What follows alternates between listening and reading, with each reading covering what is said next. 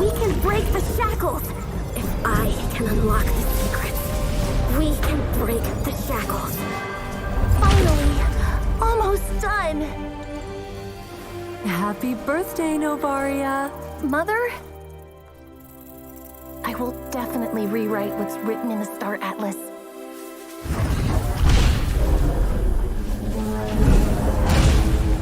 But why? No! I did everything right! If I can unlock the secrets, we can break the shackles! If I can unlock the secrets... Mother! I can unlock the secrets. If I can unlock the secrets... Happy birthday, Novaria! Mother?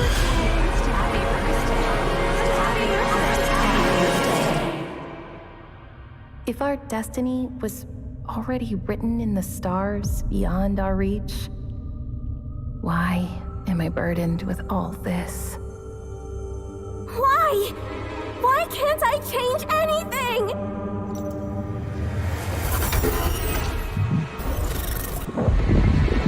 Can't change anything.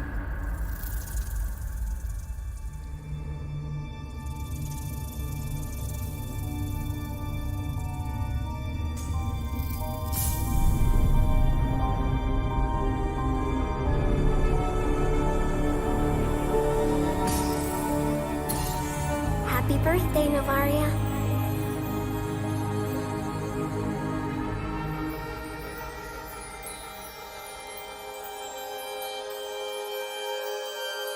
Our destiny was written in the stars beyond our reach.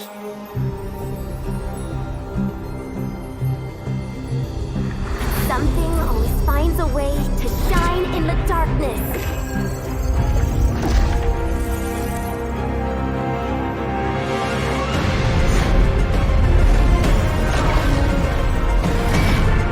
Destiny is in our hands. Destiny is in our hands.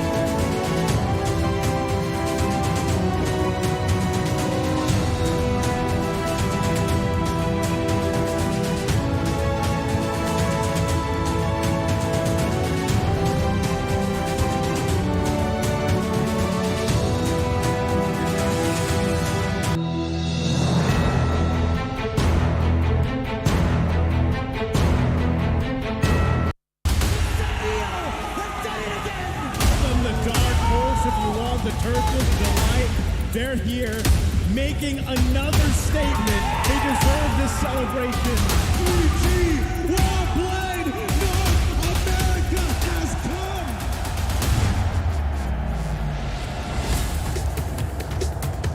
come. Welcome to Mobile Legends! Starting off 2023 with a huge bang.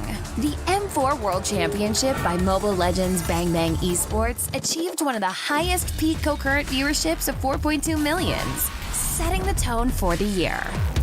And with the MPL seasons and official tournaments going underway in their respective regions, we know that fans across the globe wanted more. Taking place in Phnom Penh, the vibrant capital city of lovely Cambodia, for the first time in MSC history, this year's Cup will include non-C representatives. And why do this and include international teams? The objective is simple: to improve MLBB esports level and ecosystem, evolving an established regional brand into an international championship, one without borders. MSC 2023 is a testament to the increasing demand and support from fans across the world. #SeeTheWorld.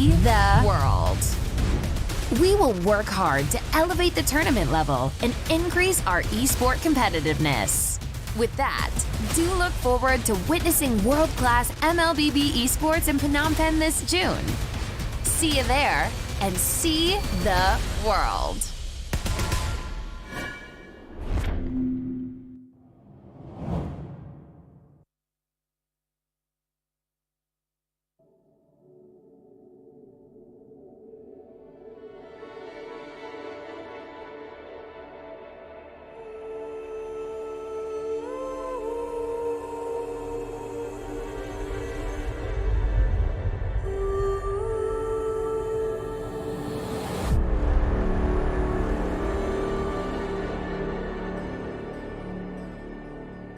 Every day, I have this reoccurring dream. A dream that has repeated countless times. A dream about destiny. What's on your mind? Mother, why must we build the Star Atlas? We've been mapping the stars to reclaim our destiny. Our destiny? If we can unlock the secrets, we can break the shackles of destiny.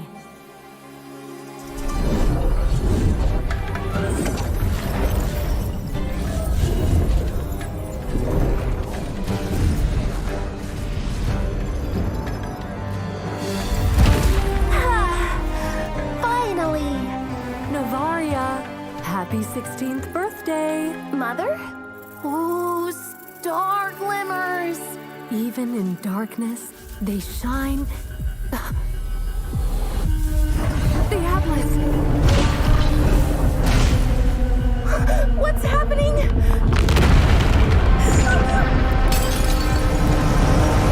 It's pulling everything into it! Aria! Mother! Hold on! Don't let it go! Break the shackles!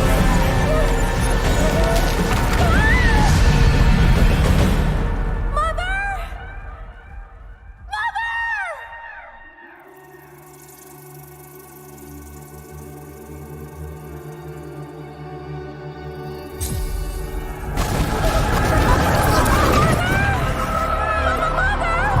Break the shackles!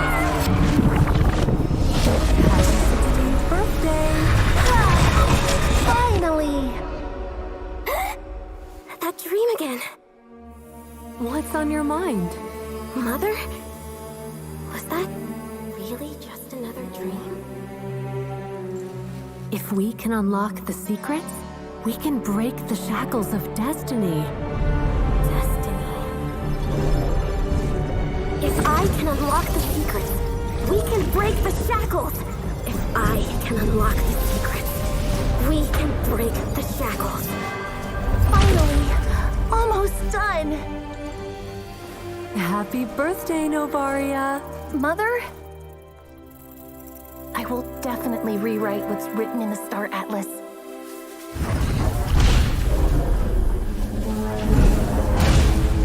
But why?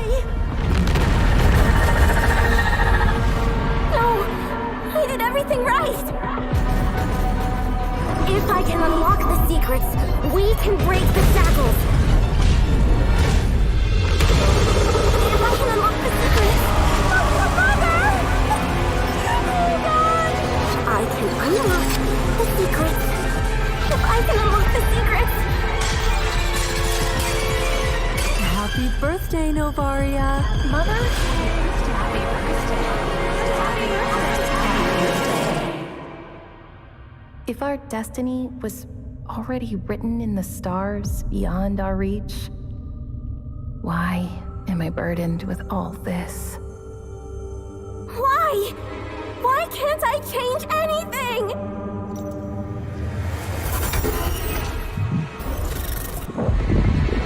Can't change anything.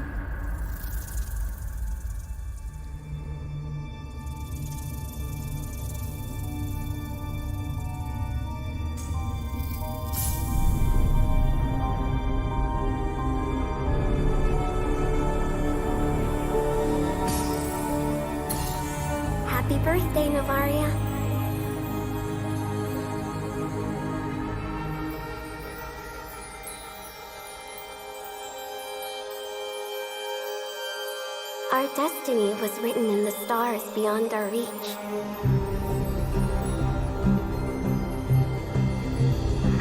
Something always finds a way to shine in the darkness.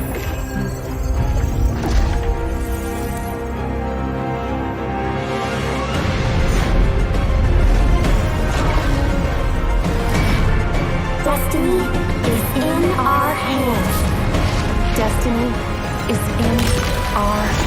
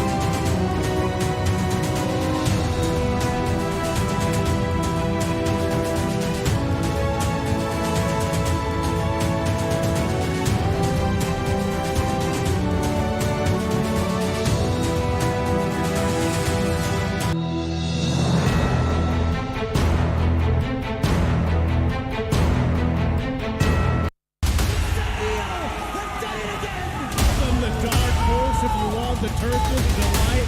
They're here making another statement. They deserve this celebration. 3G Warblade, North America has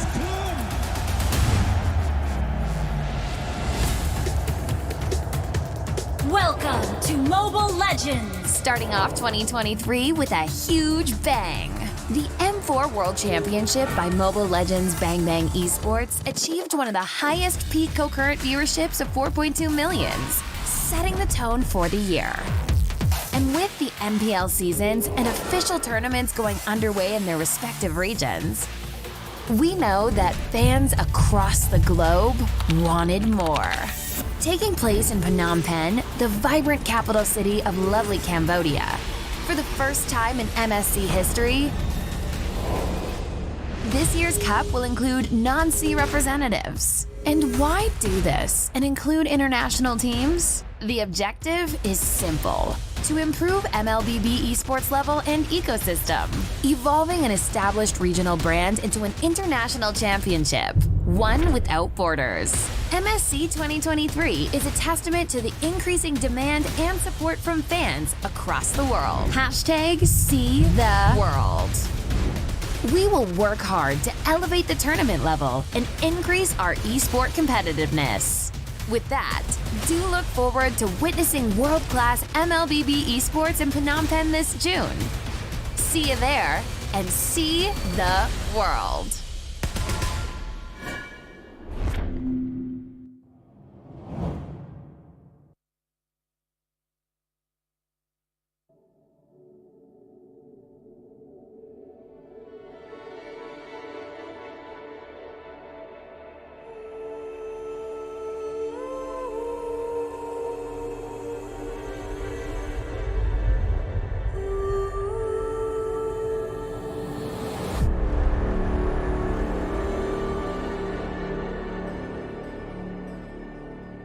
Every day, I have this reoccurring dream. A dream that has repeated countless times. A dream about destiny. What's on your mind? Mother, why must we build the Star Atlas? We've been mapping the stars to reclaim our destiny. Our destiny? If we can unlock the secrets, we can break the shackles of destiny.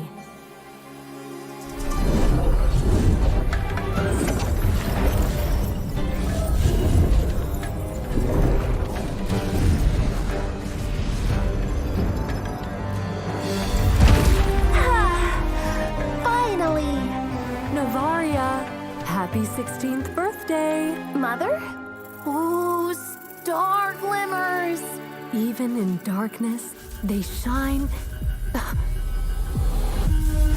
The Atlas! What's happening?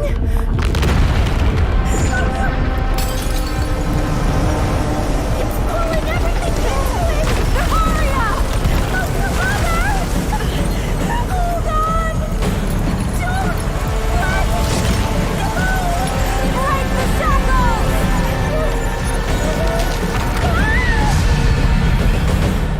Mother!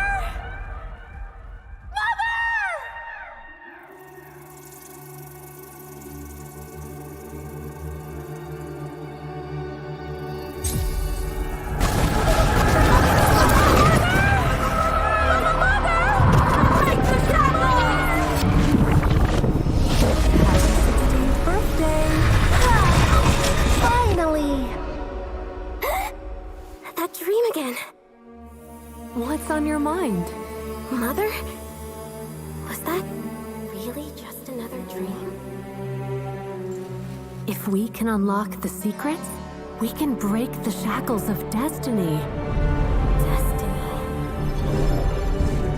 If I can unlock the secrets, we can break the shackles. If I can unlock the secrets, we can break the shackles. Finally, almost done. Happy birthday, Novaria! Mother? I will definitely rewrite what's written in the Star Atlas.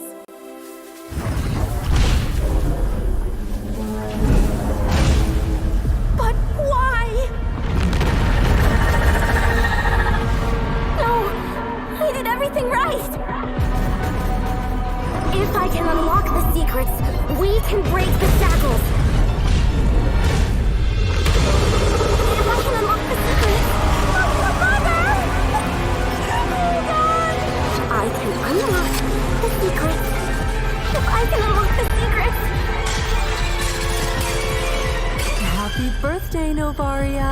Mother?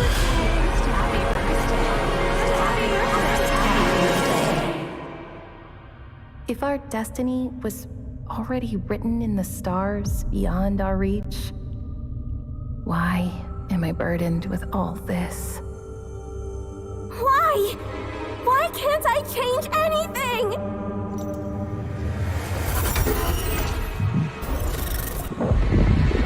Can't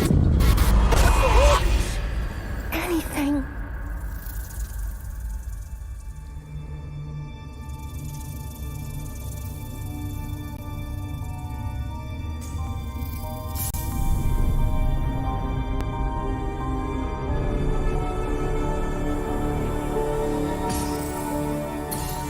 Happy birthday, Novaria.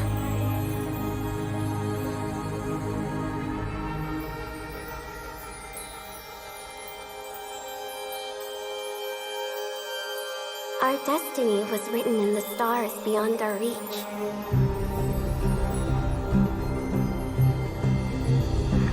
Something always finds a way to shine in the darkness.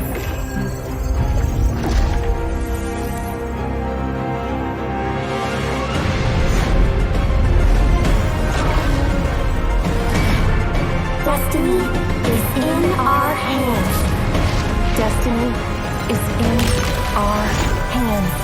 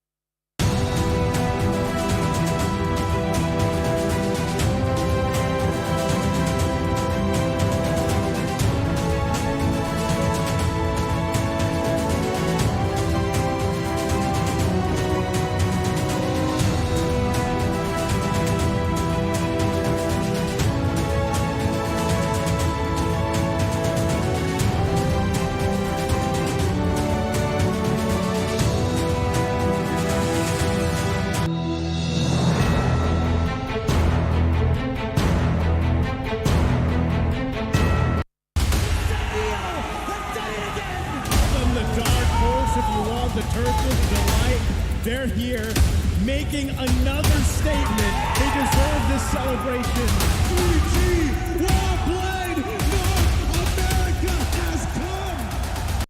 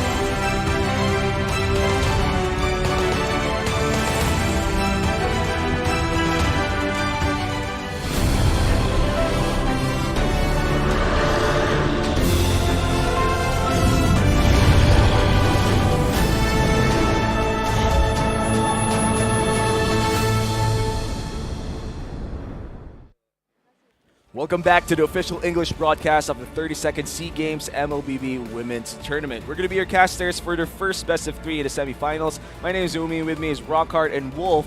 How are you guys doing? Doing great. I hope that you guys are packed and ready. We are done with the best of ones. It's a best of 3, guys. Yeah, very much impressed with what Vietnam was able to put out in the first 2 games of the Group B. But Malaysia, oh my, they are on a tear. So honestly, the top 4 that we have right now, there's almost equal contention, save for, of course, Indonesia. Yeah, in Indonesia, we have seen them really shine in their first set of best of ones. But we could say the same for Vietnam. They had a good showing against quite a few teams, but we are looking at the format where the Group A top seed will go up against the second seed of Group B. So we're going to take a quick look back here on today's schedule. It was Indonesia securing a win against Cambodia and Philippines. Yeah, they're very quick at it. If you looked at the match between Indonesia and Cambodia, that went really quickly. But of course, Indonesia versus Philippines, it was probably the longest and the tightest that we've seen all throughout the day. Then again, Vietnam now gonna be facing up against Indonesia after winning against Laos, but trailing behind Malaysia. Very impressive with their performance. However, it wasn't enough. Now they are going to be facing against the Titans, or the expected team here in the MLBB Women's Division. So that's going to be the first best of 3 today. Later on, we'll also have one for Malaysia. Definitely a lot of people looking forward to that against the Philippines. And yeah, looking like they are going to be the rock stars, the dark horses.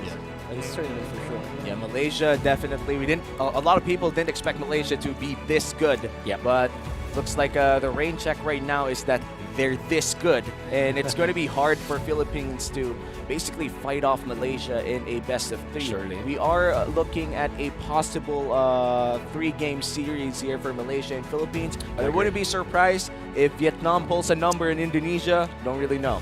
You know, we did not expect Vietnam to pick up something like a Minotaur that they were very successful with. It looks so good, right? However, the fact that they have already shown that hero kind of makes me think that maybe if they reserved their surprise picks into the semifinals, maybe they can have a better shot versus Indonesia. It's the fact that they already showed us. You saw Malaysia straight up first ban that hero, a comfort pick for Vietnam. So we'll see. We'll see if they can have another surprise pickup against Indonesia. That's actually so cool because it worked so well for Malaysia, and we are seeing that definitely the comfort picks really are a big factor in these teams, right? Yeah, and I feel like the best part here is whoever wins is already guaranteed a possible silver medal. That's right. Because they're going to go up for the battle for gold match, whoever wins this series and whoever wins the next series after this. And the losers will have to compete for bronze. And of course, if you're part of the competing countries right now, which is Vietnam and Indonesia, you wouldn't want to see your team compete for just 100%. bronze, you know? But you know, bronze is still a win.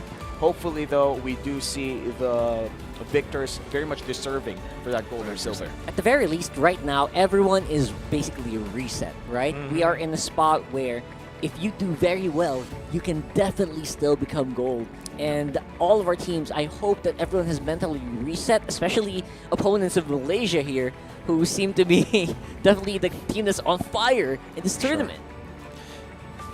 Yeah. And now let's welcome our players entering the arena. We have a best of 3 between, once again, Indonesia and Vietnam. Indonesia still undefeated after their best of 1 round robin in Group A, getting the top seed. Let's see who's up for Indonesia. Will we see like sub-ins? I'm not sure. I feel like they won't sub-in or sub-out people with the success that they already have right now. I don't think so. It's the Saints. Vivian, it's Vival. You have Cheney eventually there. That's Fumieko.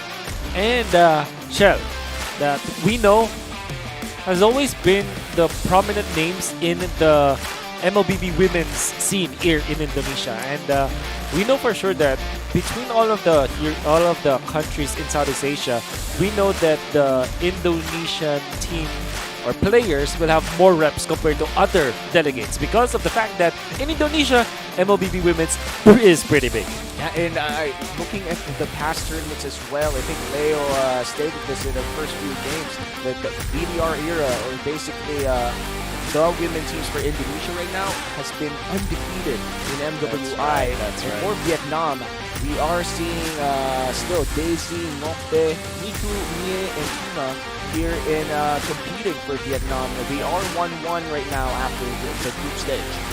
I think Vietnam definitely is a. If there was a dark horse that hasn't showed up yet, that's going to be this team. If you base it off of other regions of the whole region, of the region as a whole, they just tend to be very, very explosive, and they take a lot of risks, and I like that in the region. Man. Yes, sir. That is one thing that I wanted to see from Vietnam, but unfortunately, we already saw one, and it was immediately answered by Malaysia. Hopefully, there is something else. I do hope that the bag of tricks that Vietnam brought in Cambodia right now is deep enough for them to last the match against Indonesia. We do expect that it will be Indonesia. And in fact, the entirety of the Southeast Asian region as a whole expects Indonesia to be top 1. But who knows? Maybe Vietnam has something to the table, right? I think that's just the spirit of competition, right? You give your opponent, everyone has a fair shot. If they woke up better that day, isn't that like the thing we say here in the Philippines? If you woke up better in that day, you tend to have a good one. Yeah, sometimes you just feel your 6th finger, or maybe even a 7th finger, you know? And when you feel that way, sometimes you play in a completely different level. That's true. And when you're facing a giant such as Indonesia, let's just hope that Vietnam did wake up that way. Let's look at the team head-to-head here. Wolf, Wow. what do you think about these stats? I feel like these are from the group stage. It is. So from the 2 matches that both them played, it's obviously Indonesia that had the upper hand. However, I want to say that we should be calculating kills per minute because Vietnam played significantly less minutes compared to Indonesia, while Indonesia had that long 20-minute game where they had so many kills. So if you kind of skew the calculation now, maybe Vietnam stats are almost the same as Indonesia, but the fact of the matter remains, we know that Indonesia is far more dominant. But now, look at this. Damage per minute. That's almost double? twice. That's Okay, double. that is That's where we should be insane. looking at. That is super insane. That is really insane because if you remember in the previous games, Chile actually barely died. I don't think there was one game that she didn't die. Yeah, it was a perfect Eve game. I feel like Yes. that was the game Yeah. against Philippines as well. That's true. And that was such a great game for Chini. We did see her play a bit tanky with the Blood Wings and I think the Brute Force Breastplate as her last few items. But then again, she has already dealt so much damage throughout that game to the point that building those items late doesn't really matter. It just means that even if the Kaja were able to take her away, it's still not gonna translate into a kill. Hey, 4,000 DPM is actually Gold insanely laner, high. Off the gold charts. laner That's levels, off the bro. charts, That's man. gold laner levels. Yeah, you would expect somewhere along the lines of 2,000 to 3,000 per minute, but dude, 4K is just too much. Kind of tells you how impactful Chini is as a player, and she is also one of the players that have always made her own waves during international tournaments. Can remember her performance in MWI was very, very notable as well. And now we are going to see her in action once again in a medal match against Vietnam. So Indonesia basically just explosive all around, not just in gameplay but also in damage. Yeah, and now that you've mentioned it, like you guys mentioned it, this is a medal match. This ensures silver. Exactly. Whoever wins this has a surefire silver medal, in which case already brings a lot of pride and joy to the countries they represent, and also a chance to win gold in the best of 5 in the finals. Now it's even more intense. Fortunately for all the viewers out there, we know that there were already a lot of heroes that we can attribute to both teams. I would say that Vietnam is, we expect them to have a deeper hero pool, whereas for Indonesia, there's no reason for them to veer off away from their typical playstyle. You have that assassin-esque kind of jungler, sometimes utility jungler, then you have the Nuke Mage between Farsa and Eve that should be the prime choices, which means that you cannot easily get something like a 1-1 or a Melissa in this matchup. Vietnam has been prioritizing the Melissa. They wanted to secure that hero, but I don't think that it will be effective against the playstyle of Indonesia. Honestly, for Indonesia, you don't need to reinvent the wheel. You don't need to come up with anything crazy, right? The way that they've been playing has been very consistent. It's been very precise, and you can really tell when the team has comms and when the team is just going around the map, right? Yeah, and Indonesia's definitely the forward. Indonesia showed, I think, exposed quite a few teams as well. Their communication is way better. Like, a lot of teams would scramble under the pressure that Indonesia brings, especially in the early game, where a lot of their rotations revolve around going inside the enemy jungle and just trying to find more opportunities and convert more objectives for Indonesia very much early on. If I'm not mistaken, there was a time where Indonesia actually is a team that can pick up the Fanny, just because they know how to utilize it perfectly. So I think that even those kind of heroes that we know that are prominent in other divisions of Mobile Legends, in other countries even, that could be a threat as well. That is really what makes Indonesia a big threat here in the MLBB Women's in Southeast Asian Games. Yeah, they're actually one of the few. There were games where the Fanny wasn't even banned out. That's right. So, Indonesia, I think this is the team that you want to do that right now. And there's so much in stake here for all the teams, especially in the first day. And with a hero such as Fanny, I mean, it's really hard to use. For a lot of the people watching right now, some casual gamers out here watching MLBB, if you do try the game and you do try the Fanny, I'm sure it's going to take more than 10 games to learn how to play her properly, and even more than 100 before you actually learn all the possible mechanics for that hero. And mastery of the Fanny does allow assassin junglers to have that pocket pick and sometimes even warrant respect bans against their team. So it's quite the feat to have, especially in I would say a big league such as the women's division in the 32nd Sea Games. So we're still just waiting for the games to begin, but 2 minutes before the draft, are we going to see, I mean, I think it was Vietnam on the blue side, and I think we were still talking about how blue side does have a better win rate, correct me if I'm wrong, and red side, on the other hand, is always almost forced to ban out either the 1-1 or the Joy. I really hope they're ready to pick up that Joy once it becomes available, because Indonesia seems to be a team that's very... They're comfortable with taking some risks. In the first rotation, I believe there will be times where you will have the Joy and the R-Lot open, and there were even games where the R-Lot was completely ignored. So that just goes to show, right, how they actually... their approaches in drafting are a little different. And now we are just looking at the players having some sweet time away the camera, having their fun.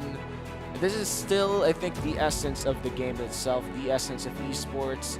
Looking at your teammates, spending a lot of time with them, and just having fun. You'd never get good at the game if you never had fun playing it. Show your love. Oh, by the way, I'm looking at some of the previous stats of BTR, and just recently there's a very wide hero pool when it comes to their jungler, and their jungler being Vival, right? Yes. So she played the spectrum. In fact, like she played the Fanny and the assassins, like even going to a Benedetta at a certain point, and Hanzo. So the assassins are there, Fredrin, the utility marksman, utility junglers like Fredrin and Martis, and there's that Hanzo, which actually is very surprising that she can play. So what an underrated hero by Hanzo, right? Yeah, Hanzo. He's so good. Hanzo is I would call a niche pick, but quite the effective one if you know how to use him or know how to use compositions that revolve around the Hanzo. Does require a certain setup to work, unless you're playing solo queue, in which case it requires zero preparation to work. That's true. You got if heroes like the Atlas obviously are available, and the R-Lot, definitely you will have a lot of leeway because those are heroes that like to draw attention, right? If you have heroes, if you build up an XP lane that's very, very what's explosive. Yeah. Very high performance, right? Yeah. I think those are the openings that will enable V-Vials to actually shine. And I love how you mentioned the word basically attention-grabbing XP laners. Like, there are quite a few, like the Yuzhong. Literally, when he turns to a black dragon, it just spells, "Look at me, I'm flying, mom." But let's enter the drafting phase of the semifinals, best of 3. Once again, it's going to be Vietnam on the blue side, taking out the Fanny and the Wan Wan. On the side of Indonesia in the red, they will take away that joy. Fumieko, by the way, it's interesting how they will prioritize the Yuzhong for this girl. It's actually very effective in the previous game that we saw. Yeah. Okay, so when it comes to the bans, typically if you're the red side, you're the designated 1-1 ban or one team 1-1 banner, if that word exists. But you know, since it is the 1-1 which was first banned out by Vietnam, they might consider something like a... Oh, they banned out the Melissa! I thought for sure that Indonesia will be interested into giving that up so that they can easily counter Vietnam, but I guess this is research and preparation from Indonesia's side. Yeah, I mean, at this point, Indonesia, big as the women's league or women's division is in their region, they'd have a very professional coaching staff. It's like target ban after target. Well, maybe not the Joy. Maybe not the Joy. Like, it's Joy is very much a standard ban right now in the current meta. But what will Indonesia ban for their last rotation? Right here, guys. This is exactly what I was talking about earlier. Indonesia playing this draft very, very riskily. Basically giving a free hero to Vietnam with the Melissa ban. Would not be surprised with another marksman ban here if they really want to dig into that one. I mean, what are the options left? The Fredrin is actually still open to take if Vietnam wants to get that first pick jungler. I would call, like, even if Fredrin has holes right now, still very much the most effective jungler out there. Does the job, you know? Yeah, I agree. My friend. Yeah, high chance that Fredrin will be the priority for Indonesia. I think if you're Vietnam, don't give the Eve. Eve, just so good with Indonesia, one-size-fits-all kind of hero. You know that it will be a priority for Indonesia anyways. But instead, choose my own understandably, in a way. Yes. If you could play it well. True. I'm fine with this. Good. So it's like a big challenge. This is actually a lot of confidence coming in from Vietnam. 100%. So now, if you're Indonesia, you might think of something like Valentina or Eve, as we know that Eve is really good. And then of course the Fredrin, we know that they can easily use in the jungle role. We don't know if they flex it. I actually don't know if they do flex it, but it's a decent hero. Exorcist of the So they go use jungle. Wow. I don't know why. I just felt it. Fumieko seems to be so...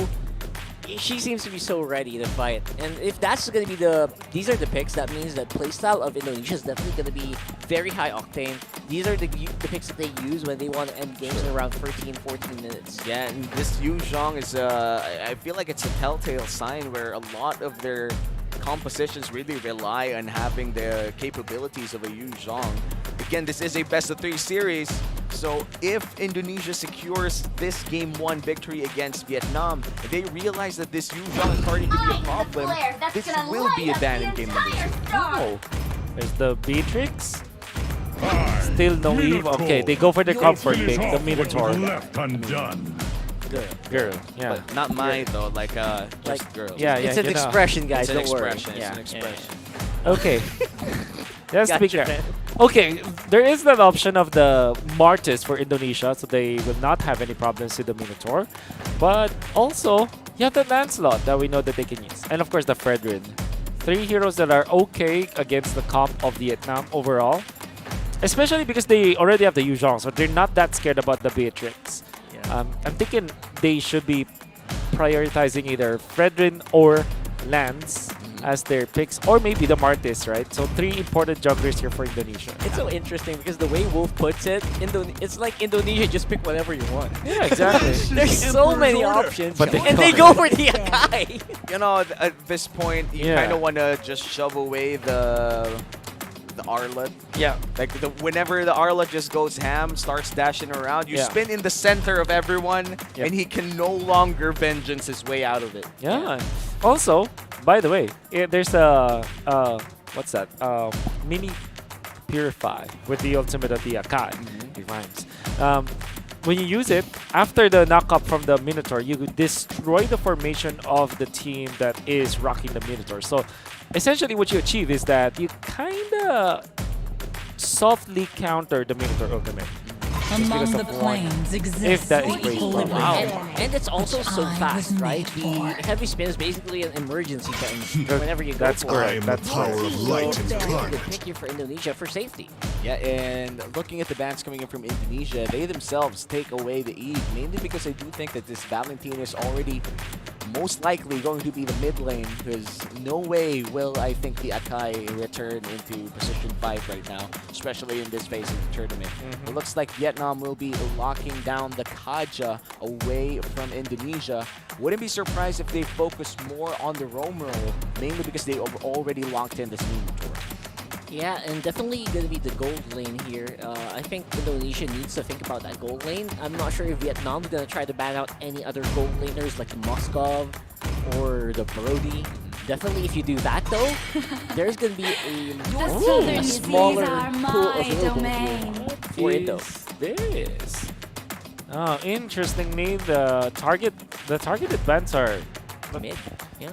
for Indonesia really making sure that everything is diligently taken care of.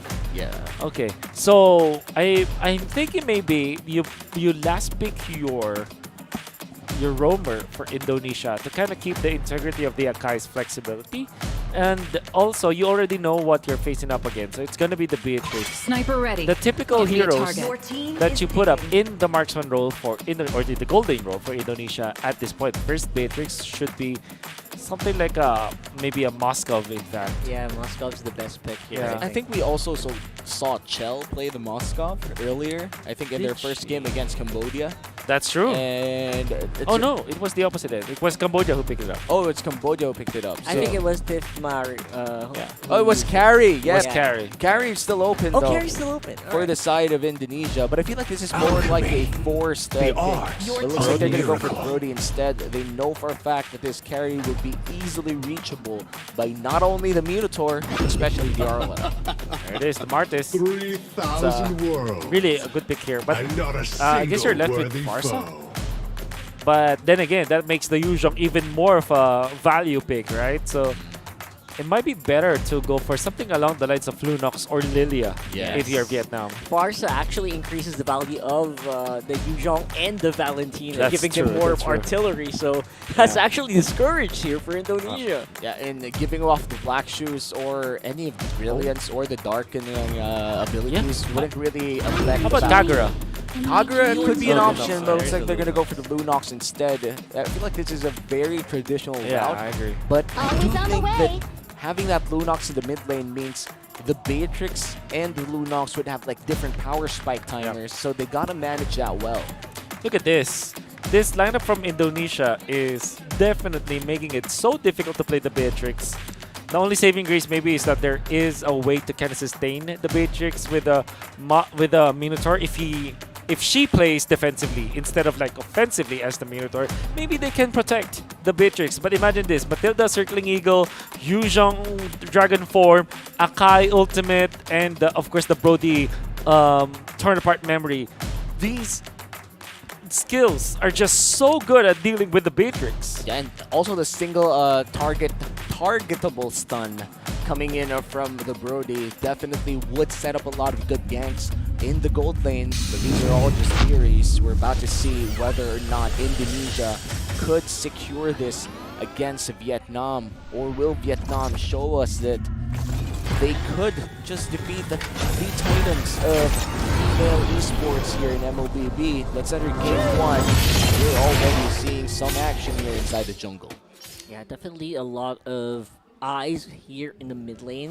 We're thinking how Chin can actually dominate. Remember that?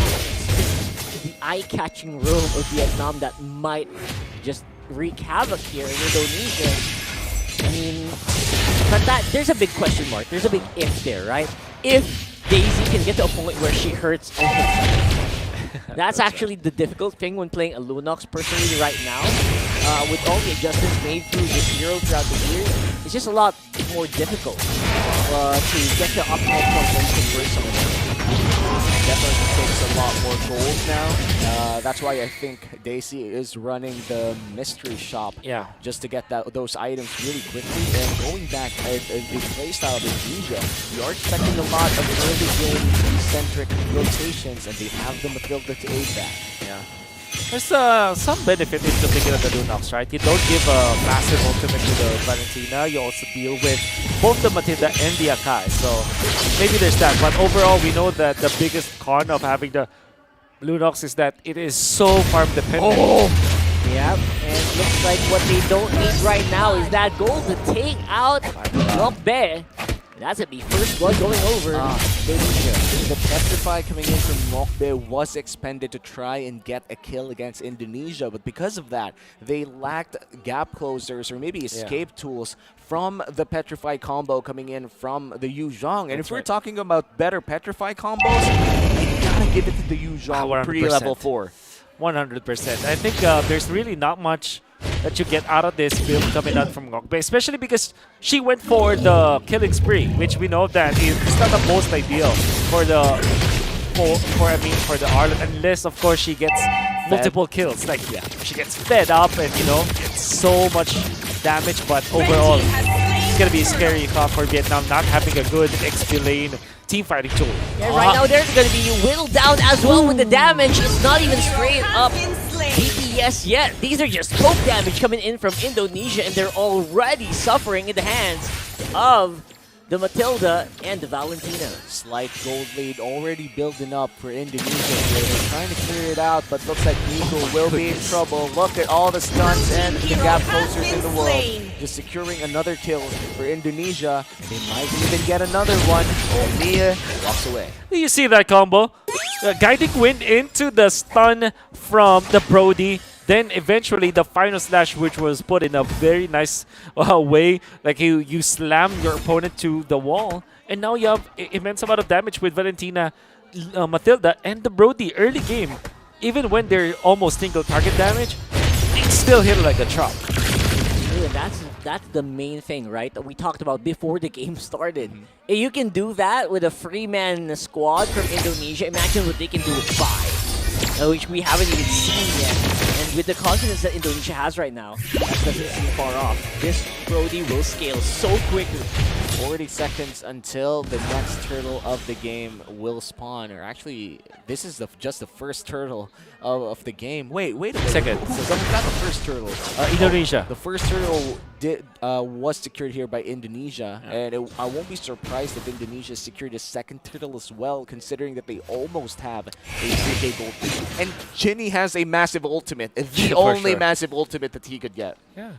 And no need to even, like... Oh, no. Oh, no. Oh, they missed. It's a 4-man dive now. Miku, what you gonna do? What are you going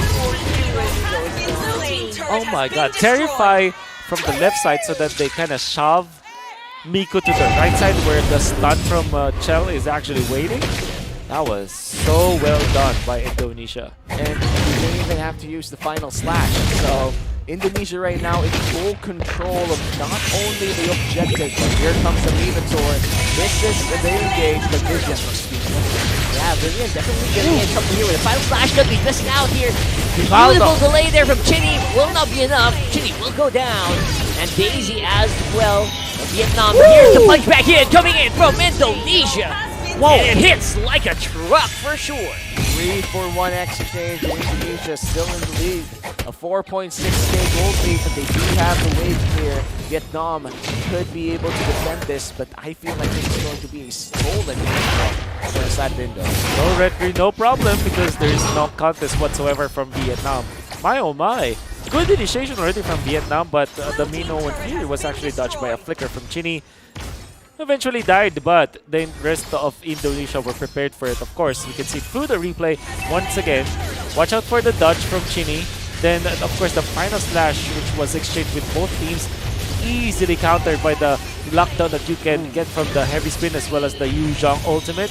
Great sniper coming out from Miku, but it wasn't enough to score a kill, which allowed Indonesia to just sustain through, get 7-1 when it comes to kills, and 5.3 thousand gold to boot.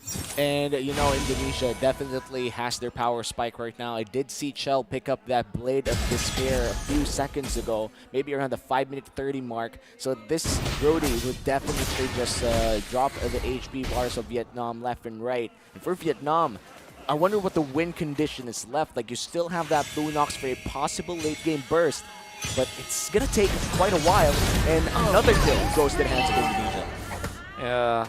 If you're Ngokbe, you really want to rethink the way that you approach it as the Arlot. The Arlot's a very strong hero, but Killing Spree and Petrify, it's such an old school, although Arlot's fairly new, but the thing is, it's one of the first few attempts on what you can have as your battle spell and emblem set for Arlot, and it's easily like snubbed because it doesn't really achieve that much for the hero. You do get like a few resets on your passive with the Petrify, but that's frankly it. Yeah, that's it. Yeah, overall, it's so scary because Indonesia's not even using ultimates to get these kills, man. And look at that flicker in by Chuma. Chell all alone, but doesn't even need help at this point. Got Vival from the backside, just making sure the teammates are good. There's a flicker in for Chinny. I'm not sure why that happened, but it's not going to be in position for the final slash. Here comes Sumieko on the back foot with that dragon, and it is enough to peel off the Vietnam squad. 2 people down for the side of Vietnam, and that was a great attempt coming in from Chuma. Yep. But Fumi Echo and I think Chell did have great positioning with his team there, and his team essentially blocked the damage dealers coming in from Vietnam. So it wasn't really it was a good attempt, but I feel like the counter goal was way better. Absolutely. Like NT Nice over try. and over again.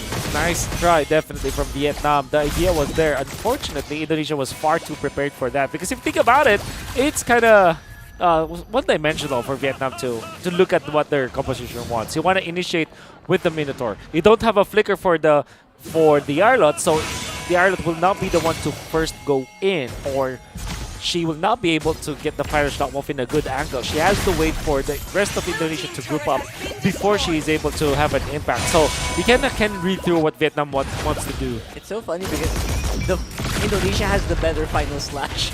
Yes, If you think about it. because of the flicker. Just simply as that. I mean, Chini will have an easier way.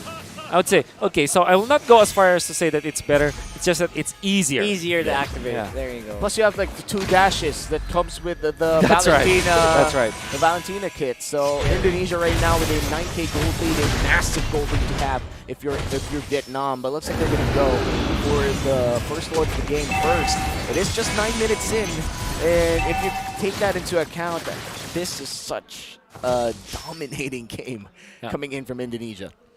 All right, so far I feel like it's just too easy for Indonesia to read the doors, right? Because they just need to look at where the Minotaur is, and that's it. Yep. I see what you mean, Wolf. It's just, how do you actually initiate here without Indonesia being ready? I mean, at this point, the Arlot is almost always telegraphed. Like, you know for a fact if he's going to go for the final slash, because he's probably going to walk up to you, has no choice. The real strength of at least for me, the real strength of the Arlot is the surprise factor of how fast the animation is with the Fire Slash. And if you combo that up with the Flicker, it makes it almost an OP kind of initiation, right? Because it's so instant, you don't know where it's coming from. Petrify and Vengeance procs will not be enough to kind of mitigate that. So Ngokbe, hopefully, she will be craftier in the next coming team fights. Otherwise, it will be Indonesia reading their movements once again. With the Flicker, there's almost no reaction time. Yeah, really not. No. There's no It's way so you can impossible. react. You It's have to predict impossible. the future. Yes. You really can't read that, and I feel like a lot of good Arlot players are really good at setting up team fights. But look at Vietnam. They're gonna look to defend this top lane. The Lord is pushing upstairs, but here comes in the mid lane. Big minion wave as well, and Juma will suffer quite a bit. Fumieko actually just engaging straight up with the Dragon form. And with the heavy spin, just pushing everyone back to the base. There's the final slash we've been looking for here. Follow up with Chuma. And Fumieko actually was able to go down. Shinny actually is in trouble as well, but in the end, it's just an easy base take for Indonesia as they can take game 4. Oh, did you see that final slash from Chile. Literally the final slash of the game with a wonderful execution to isolate the members of Vietnam and put them out of the zone of the safety of their own base building. Then ran away with 2 dashes. Literally what we're trying to say about how strong the Valentina was. Yeah, first picking Arlet and leaving Valentina open was definitely a big error in the draft, or if not an error, a problem that they weren't prepared to deal with. And that's Indonesia taking game number 1 against Vietnam. This is still a best of 3 series. Indonesia could go for the sweep, but on the other hand, Vietnam could possibly secure a win in game number 2, but obviously there are a lot of stuff to work on. At this point, you just have to think about your entry conditions, and I think that's what Indonesia has thought about. They know Vietnam's win conditions here. It's so dry. It's so cut and dry, right? That's the term they use. And there's just no way around it. There's no other way they can initiate. And that's why for Indonesia, it's so easy for them to read the movements of the Vietnamese squad. And to be fair, Vietnam when they did go for the Arlo, I thought it would be one of the ways for them to actually win versus Indonesia, just because of that surprise factor. They had to really throw Indonesia off of their tempo, because we know for sure that Indonesia are the favorites. What you can do against them is to be more crafty, more surpriseful. Is that a word? Surprising. Let's allow that. Surprising. Let's allow that. Surpriseful. It's a new word. Surprise. They have to be full of surprises against Indonesia, but not having access to that biggest surprise factor, which should be coming from the Ireland, it was I guess that was the main problem that they have. Yeah, maybe they didn't see other professional players going in for the flicker and the tenacity combo. We have seen a lot of Arlet so far. I think we've seen Arlet today twice or thrice already. Whenever it's not banned, most likely it will be picked. But we just received a big announcement, actually, that Indonesia's 10-minute win broke the fastest match of the tournament held by Philippines, which was 11 minutes. Indonesia beat us by a minute. They're showing up. Wow. They're showing this They're up, showing man. up, man. Right. Okay. Well, Wait, not us. I forgot No, we're in the sorry, English oh, broadcast. They beat the sorry. Filipinos. They're showing That's up right. to chop Not the bad. Filipinos. Interesting. Oh, wow, that is well, Very interesting. that is very interesting, because we thought for sure that this game will go longer, especially when there is the Matrix on the opposite end. We know that this has great wave clear. Okay, so we also talked about the Lunox earlier on. Like, it could be good because it can really tear through, but you can see that it wasn't enough. Like, Vietnam didn't have enough damage in the end. Although, technically speaking, they will have it. They have the decimation coming out from the Martes, and they have Beatrix and Lunox so that they can initiate together. They were waiting for their moment to go and have a good opener with the Fire Slash or the Minoan Fury, but it didn't happen. Indonesia did not allow that, and this is mainly because of their choices in their frontliners. You have the Matilda as well as the Akai. Great decision from Indonesia to pick these heroes up instead of other choices, because now they have a way to save and peel for their teammates, as well as the fact that you now have a way to deal with the Minoan Fury with the heavy spin. And Indonesia, they weren't wrong at all, picking up this Yuzhong as their first pick. We do not see Yuzhong as one of the priorities anymore, but I guess in this competition with Indonesia leading and that kind of gameplay that you saw from their ex-laner, it was so effective, especially that first kill that they got. It was a wonderful usage of the Petrify, connecting onto 2, the knockoff afterwards. And apart from that, it was almost a flawless game coming out from Fumi Echo. The only death that we saw from Fumi Echo was when she went in for the base dive, but apart from that, it was almost perfect. Shell was also super duper impactful in these games, in the clashes that we saw from the entirety of the game. We saw how she was able to utilize the ultimate so that she will be able to survive. Not really very stingy with the ultimate, even when it's not like a fully stacked usage of the torn apart memory. The way that she managed to stay alive just because of the extra lifesteal that you get out of it was great. And the reason why she was the rich guy in the carry was because of the fact that Vivian also helped her a lot. And there was an unforgettable combo that I saw in the bottom lane where we saw the guiding wind just bring the Brody in. Then the stun was already prepped up and good to go. That's the reason why she was able to get 916 GPM, 506 with a KDA, activated so much, 85% kill participation is extremely high for a gold laner. This is how you know that Indonesia knows how to use this Brody in the early stages. It's all about the snowball. There was also that combo where they did where from the left there was a Terrify so that they will be able to kind of shove their opponents to the right side where again the stun coming out from the Brody was prepared once again. They really know how to utilize and maximize the space that you can get out of the Brody. The range that you get from the stuns and the torn apart memory was well calculated from Indonesia. And even when we can say that the MVP overall is the good plays coming out from Shell, it wouldn't be possible had it not been for the good chemistry that we saw from the entire team. And we could see through the highlights how she was activated. First, Fumieko, 2-man knockup with solid connection on the spells, taking out that you can see here, Guiding Light.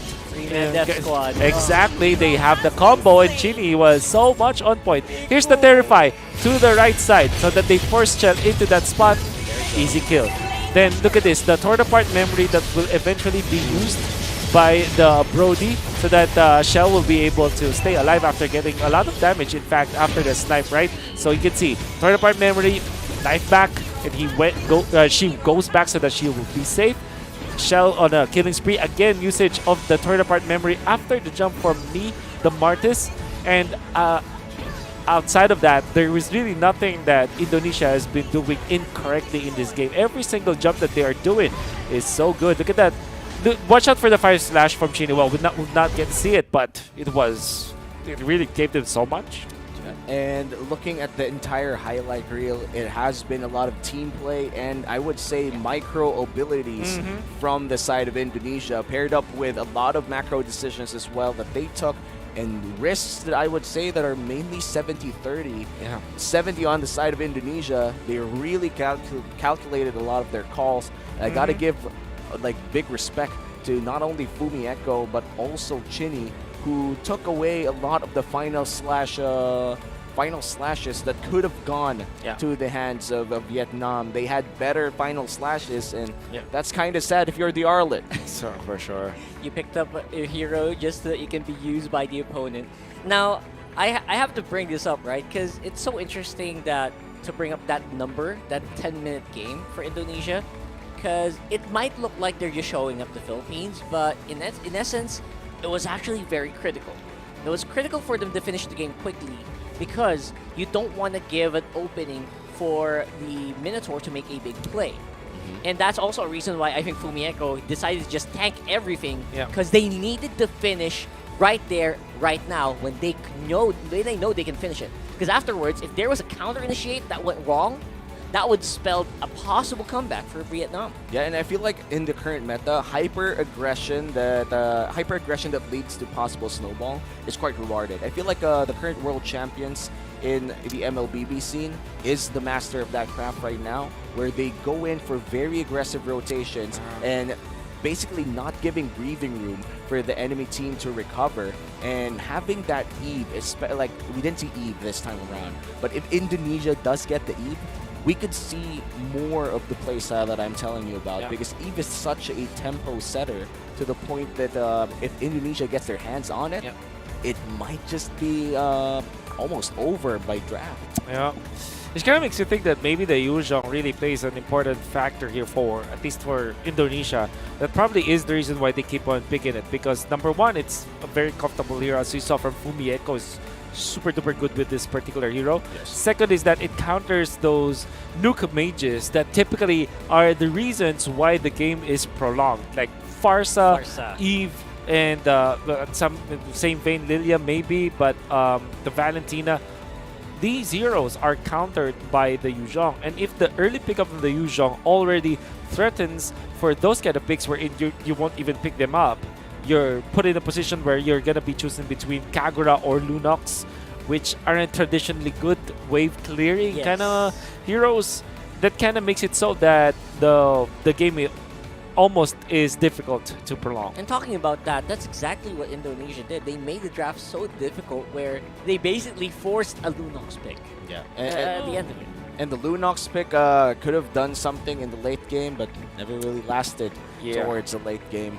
And I would say that in the mid lane right now, if you're not getting any artillery mages, might as well get something that could really do a lot of things by, I think, early game, like the Lilia or something. But we are going to head on to the second game in just a bit. And right now, Indonesia is technically on match point. One more game to secure the silver medal for Indonesia for the 32nd Sea Games. Wow.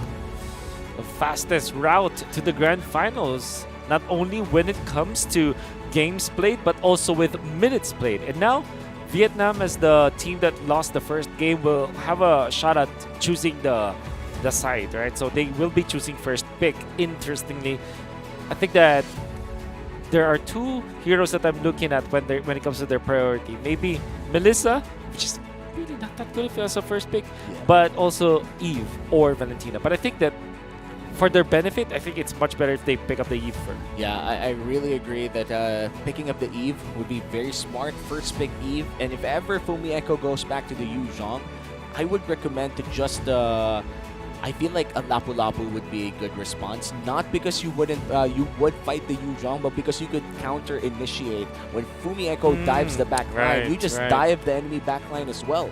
You literally even out what the Yu Zhong does. And at this point, Vietnam, it's more so of a question of do they play these certain heroes than it is of I feel like of macro decisions. So you want to even out. Yeah, even out. That's pretty good. Okay. There's a reason why Rockhart was silent for quite a bit. Yeah.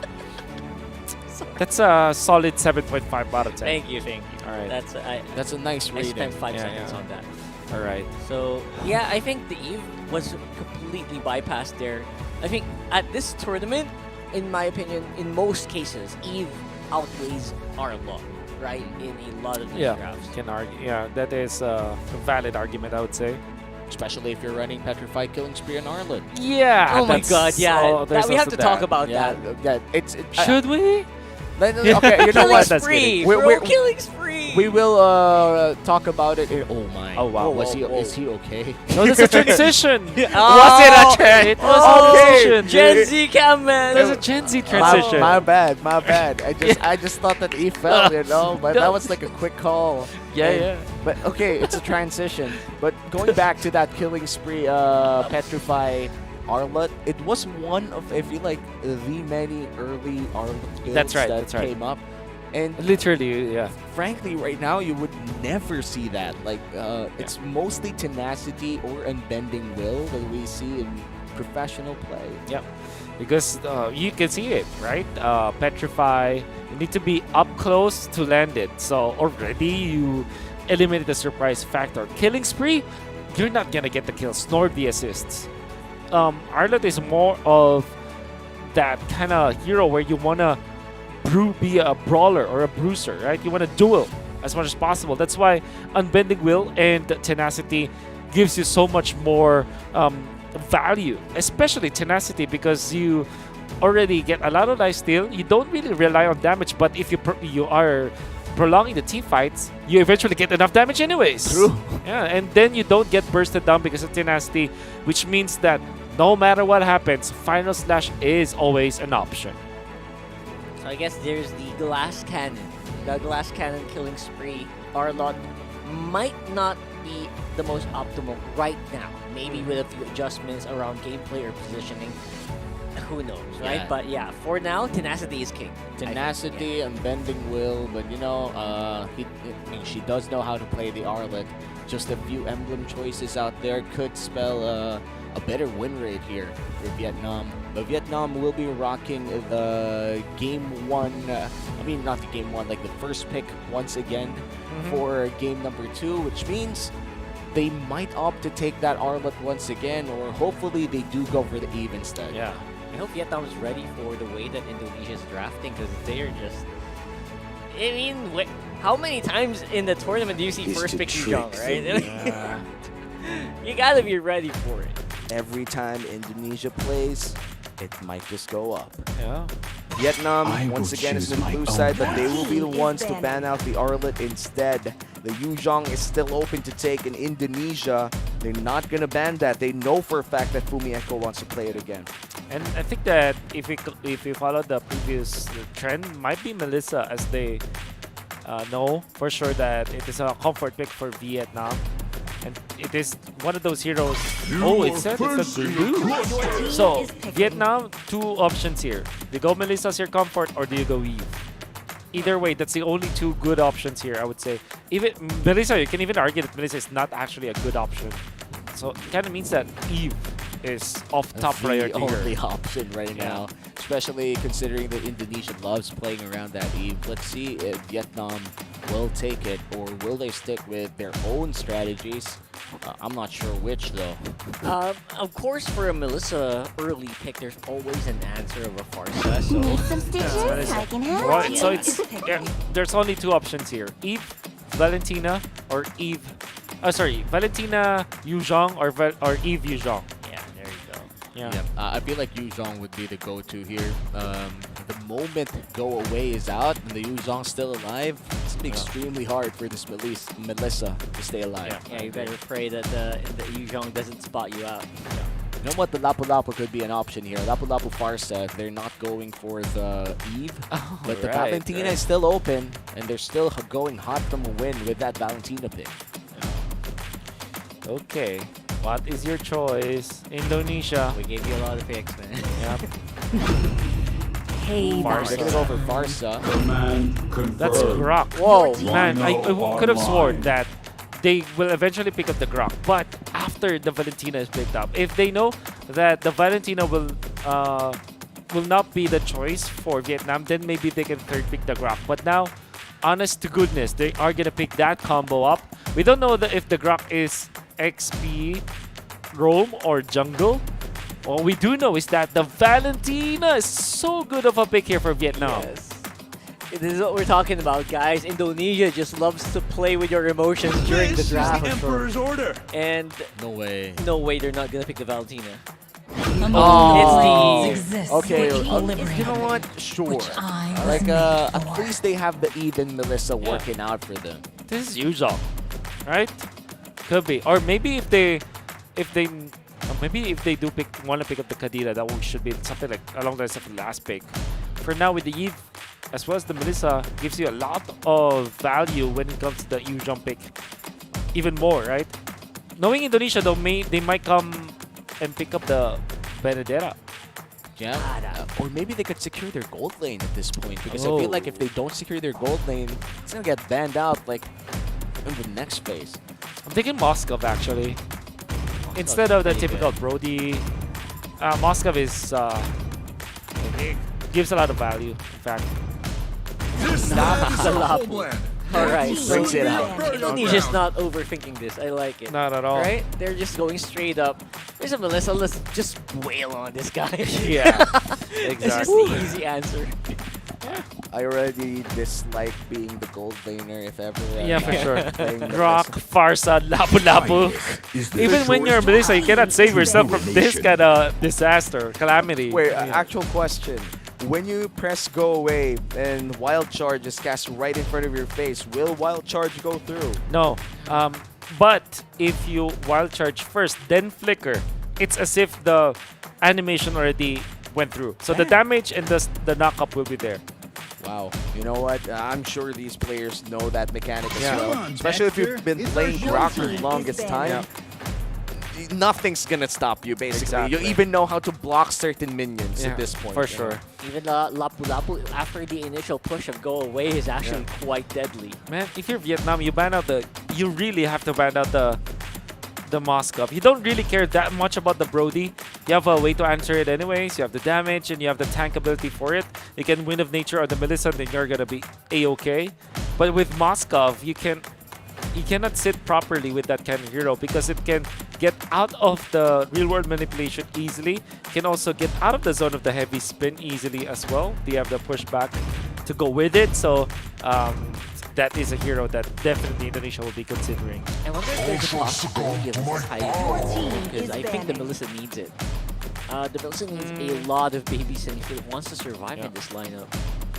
Let's see if it's going to be an Akai in the roam. But right now, they are banning a lot of gold laners here. And the Claude is already out. I do feel like, as you said, Wolf, the Moscow ban could be massive here for Vietnam. Limiting the options to marksmen that you could take down inside the real world is something of a priority for the side of Vietnam.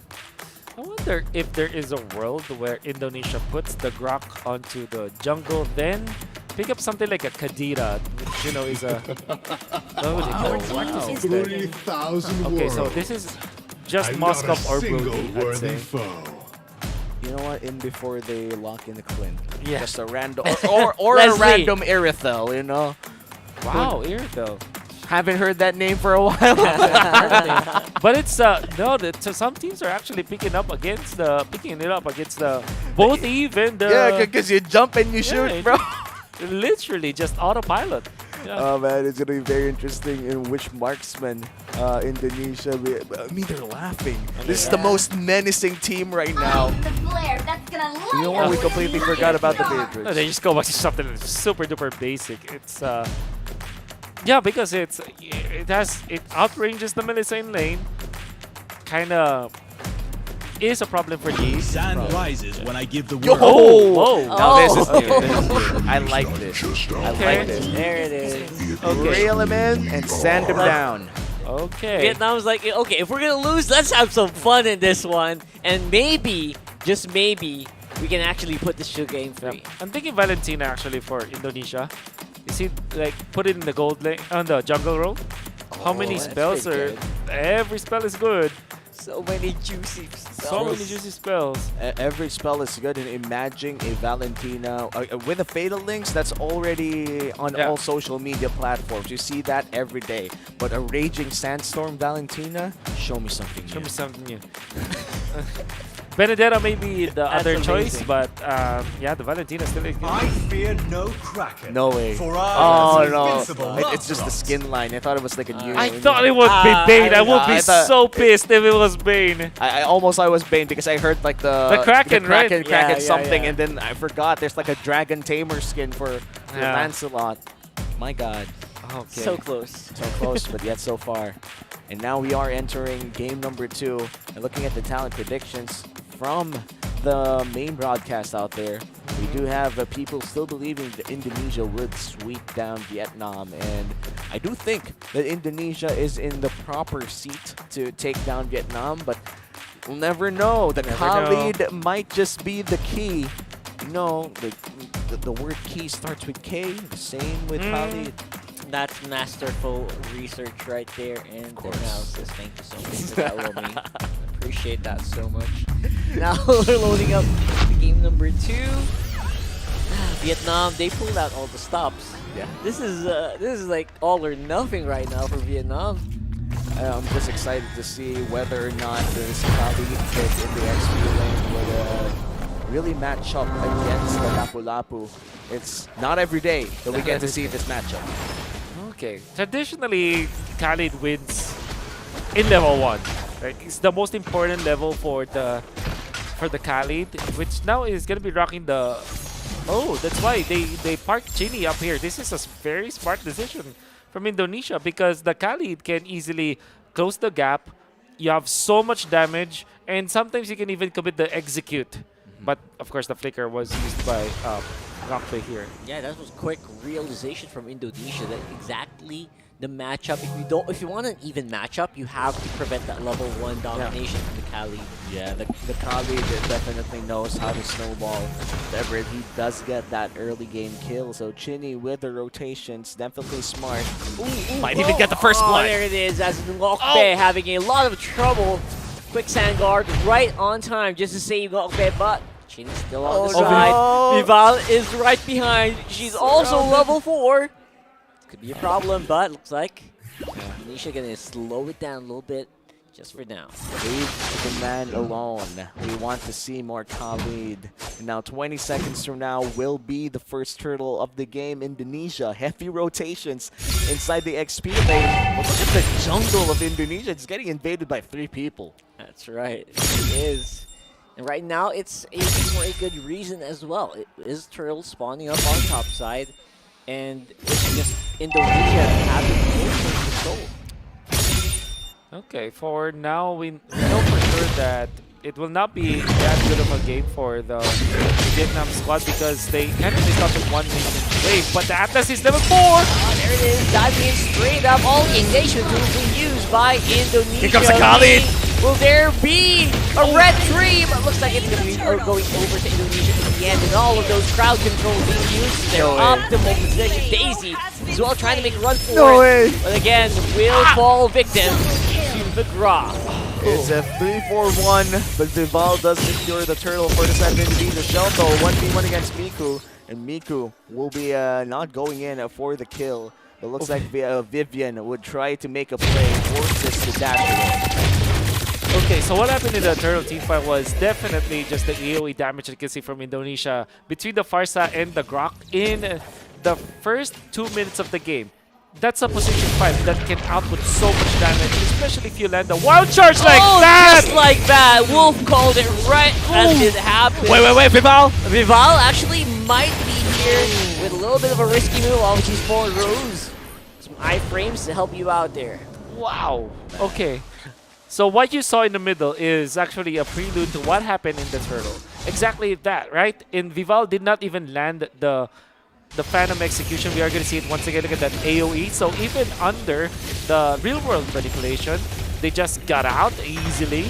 Then, when Vival utilized the puncture to go back, that is when she was killed.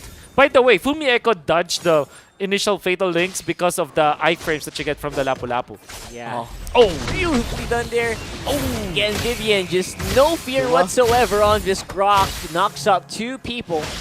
Slowing down the rest of the squad. Close the gates. The Grok wants some privacy, and they're still going for the push here. Miku will be able to back off, but Vival and Chell will be able to secure a lot of gold here. Exactly. Man, I think that what you better do, no, they will push it down. But there is an option where you can actually let the gold guard die so that it will be denied away from Miku. But now what they're doing is to pressure Miku so much. Yeah, basically slowing or, reducing the amount of land that Miku can actually play around is very critical. And it's also it also enables a lot of action on the top side, while obviously Vietnam struggling on the bottom. Yeah, and now a big team fight here. Dilma actually just falls without even using the fatal links. And now the rest of the Vietnamese squad are on the run. In front, Miku has some damage on, but will not be enough to slow down Indonesia. Indonesia playing it a little bit safer compared to game 1 though. The moment Go Away is out, Miku knows he can't be near in anyone's faces in Indonesia. Literally all 5 people in the squad of Indonesia would literally run up in front of that Melissa the moment Go Away is out. And there's an engagement on the bottom side. Fumi Echo seems to have been caught out here by Vietnam. A small consolation prize, while the rest of the Indonesian squad are actually around on the top side of the map, trying to get more resources from your side. It must be a sight to see for Vietnam. You can see already that there's a massive lead in Indonesia. Oh my god! The full engagement on a wild charge! Whoa! Oh, that was picture perfect there coming in. Whoa! Vivian, absolutely worth it, that death. That's like I'm not sure, like, do you know like that thing that, smelling salts? Smelling salts? Yeah, like the one that you take before you lift something heavy in the gym. Oh, right, yeah. It's like that feeling where you expect something. You know, the Grok is there, expect something, but that was something, you know? That was a lot of things. That's a lot of things. Vivian.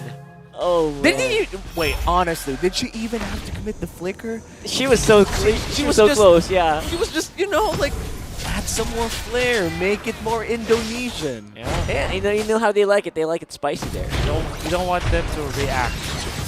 Okay, there it is. It's a tower take, actually. Prolonged tower take, while the rest of Vietnam are actually hugging the second tower. The first tower just fell without any resistance whatsoever. After watching that play that Vivian did up top, the normal wildcard seems to be super slow, right? That It's was like so the anima- quick. Because of how quick that one up top was. Then you see the animation from the wild charge looks very, very slow just because of the theory of relativity, right? Wow. You can see. Oh man, me with a heavy spin. It's like a that was like a top just going around in circles with the Guardian's barrier. Vivian, man, this guy's putting up an MVP performance. Umi Echo almost kills Daisy there, but a slight miss, I would say like a slight miss in the last slam on that Bravest Fighter. Could have been a kill for Indonesia, but honestly, Indonesia's already 7.5k ahead. Are they actually wanting to beat their own record?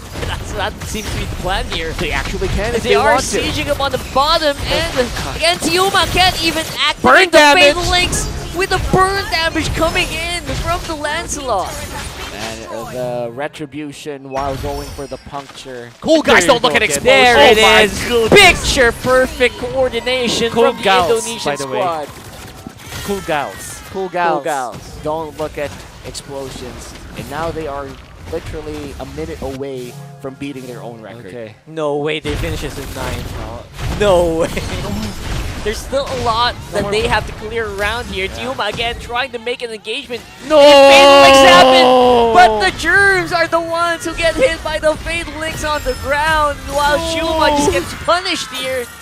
Oh my word.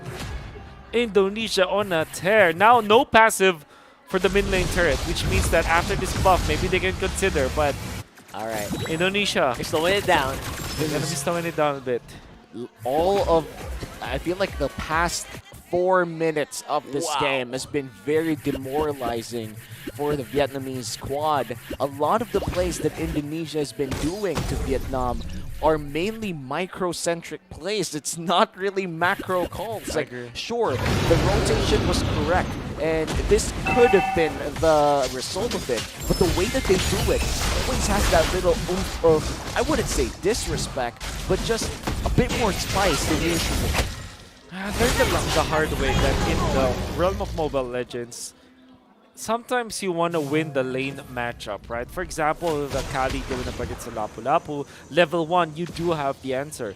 But there were so many occasions in the realm of Mobile Legends tournaments that there's way too many easy ways to kind of patch the problems that you face in the laning stage. For example, you can just swap lanes. Second, you can even just put one additional hero, and all of a sudden, the matchup that you planned to win will not go in your favor anymore. And that's exactly what happened with Vietnam. Putting all of their eggs in this basket called the Kali, unfortunately, did not work. Yeah, again the punish, my the easy God. punish there. Coming in from Indonesia's Chinny. There's so much damage on the Farsa at this point. Yeah, now it's a 4v5 push here. A level 1 Lord in the mid lane. Sniper being loaded. Is it gonna land? No, it won't. Miku trying his best to defend. Oh, beautiful stun there coming in from Indonesia. And they're actually not quite done yet. Going straight for the jugular as we do see member by member Vietnam will fall. And the win over to Indonesia. It's a 2-0. 10 minutes, 30 seconds. They didn't beat them their own record. Almost. They probably matched it, but right now I feel like it doesn't really matter for Indonesia. What matters for them is that they've already secured a silver medal for their country, and they will be competing tomorrow to try and secure a gold medal for the women's division of MLBB in the 32nd Sea Games. This is such a big achievement for Indonesia. Congratulations, and we're gonna have to wait the next best of 3 that's gonna be broadcasted tonight, like right after this one, to see who's gonna fight Indonesia for the grand finals. Exactly. The favorites of the tournament, everybody was rooting for Indonesia to win the entirety of the Southeast Asian Games MLBB Women's Division, just because of the fact that this squad has been so dominant. I think that their dominance has already been for the past 2 years, safe to say. Yes. There was even a streak of 30 plus straight wins for this team, and they're not stopping at all. And that was such a big achievement for the women here in Indonesia. I think for Vietnam, the story's not over. They could still go for bronze and fight whoever loses in the Malaysia versus Philippines a match that comes after this. Oh my word. And the way that they won their games today, right? The only closest one was against the Team Philippines. But even then, it was them kind of being in command of the game. Oh, surely it went longer than what we saw. I mean, one game against the Philippines, like 2 games against Vietnam. That's how dominant they were. But even then, it was a dominant performance. They were definitely in control of the game against Philippines. This is the reason why everybody looks up to Indonesia. That semi-final match just showed us how good they are at Mobile Legends. And it's so easy to see why a lot of the people of the crowd are really rooting for Indonesia right there. And it's been the looming question of this whole tournament so far. Like, who's gonna stand up to these guys who can actually put up a fight? Yeah. And so far, I think it's starting to, thin out, right? There's only 2 people who are left remaining who can actually try to put up a fight with Indonesia. That's right. It's either going to be Malaysia or the Philippines. Malaysia looking to be the dark horse in the entire women's division with their spectacular performance in their past few games. And Philippines, being Philippines, we do know that Philippines and Indonesia are the regions to watch here for MLBB. And Philippines did lose to Indonesia in their first meetup in Group A, so hopefully they've learned something new from Indonesia, because if they win against Malaysia, they will be fighting Indonesia again. But the same could be said for the Malaysian squad. But before we talk about the future here, we could go back for the game number 2 victory of Indonesia first. There were a lot of great stuff, great plays, so Wolf, please take it away. I can see that from the start, there was already troubleshooting that you saw from Indonesia. We know that the Khalid is a very strong hero, level 1 in the XP lane. Can really get from a hero from 100% to 0% with just one spell and, of course, the passive that you get out of the Khalid. But Indonesia just quickly dealt with it. They had the Lapu-Lapu kind of hide a little bit, wait for Farsa to get to level 2, which was very quick because in the middle you have the Grok and the Farsa anyways, so the wave clear was so quick. They transferred the Farsa with the Wings by Wings up top, then poked the Kali. The stun connecting onto the Kali meant that there will be no combos at all that can be put into the Lapu-Lapu. Afterwards, all that Indonesia had to do was to just level up their heroes. They know that they clear the lanes faster. All of their lanes have positive win rate anyways, because only the Lapu-Lapu will have an even matchup. But the Patrix versus the Melissa, if you rely on the Sniper and as well as the Grok in the mid lane, then of course the jungling Lancelot, very, very quick and very, very stable for the laning stage of Indonesia. Already, Vietnam's plans against Indonesia were shut down. In fact, Vietnam did not even get a chance to touch the turrets of Indonesia just because of the fact that Vietnam didn't have enough for this. The only hero that had a 100% kill participation, the only reason why Vietnam was able to get kills was because of the heavy spin.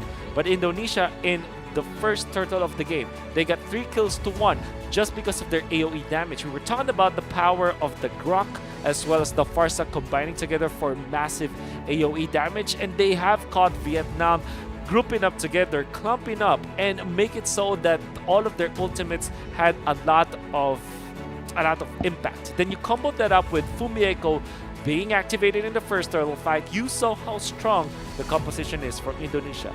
They still lost their jungler in that first turtle fight, but Vival already did her job, got the turtle for the team, already supplemented the damage, and gave enough problems to their opponents so that they can win the first turtle fight. MVP of the game, Genie, once again, 4-0-8 with his Purify. Not even a problem for the entirety of Indonesia for the lack of the flicker for the Farsa, because of the fact that if you have the Purify, you're not scared at all. With the initiation coming out from the Fatal Links, you already know that even the Rampaging Sandstorm will not be a problem for this Farsa. The reason why she was MVP material is because of the overall decision of Team Indonesia to park their Farsa up top after clearing out the waves in the middle. So that really equalized everything. you can even argue that that gave them the advantage in the early stages because now you don't have the threat of the Kali. We're going to see it once again in action. 3 kills to 1 in favor of Indonesia. They lasted through the real-world manipulation, got the turtle. You can see the damage coming out from the Lapu-Lapu and the Farsa all together. Vivian with the Power of Nature. The first, you can see how much damage it deals. Yeah, that double kill, 4 to 1 even. Another good initiation coming up from Vivian. I can really see how strong the Gronk player was, even when Chini is the MVP. So many good plays from many members of the team. Look at this. Vivian, the very quick usage of the wild charge. Can argue that she used the flicker so that the stun will still connect. Because if you don't reach the wall, it means that you will not have the stun. So Vivian really did master playing the Gronk. Another flicker play in combination with the Farsa ultimate and of course the Renner ultimate coming out from the Beatrix. Enough damage to take out any of the members of Team Vietnam. Another jump coming out from Fumieko, converting into a kill. And you also have the damage out from Chell, committing the flicker this time so that they can clear it out. And of course, finish the game as they needed to. Speed running through the semifinals, getting themselves into a position where they can even get gold or silver, no matter what happens. That was just way too good. And I think all of that started in that turtle area where they juggled the damage so well. No one was in an advantage, right? They were neck and neck. But if you get that massive amount of gold coming from those kills, it just translates into so many things for Indonesia. And I feel like the things that got translated in that fight definitely was something that Indonesia basically grew even further through objectives, through map control. And Indonesia really made a statement here that they are the team to watch, that the expectations is not so far from the reality. Because once again, that's very true. It's already an ensured silver medal for Indonesia. Congratulations once again for the women's team of Indonesia. One more win and they secure gold. Whoever wins the Malaysia versus Philippines matchup will be the ones fighting Indonesia for gold. But of course, it's going to be still very interesting to see whether or not the dark horse Malaysia could go up against one of the tournament favorites as well, which is Philippines. So it's going to be very close. I would love to see that watch. I would watch that rather. And we're going to see it after a short break. Once again, my name is Umi. With me is Rockhart and Wolf. We're going to be right back for the 32nd Sea Games MLBB Women's Tournament after a short break.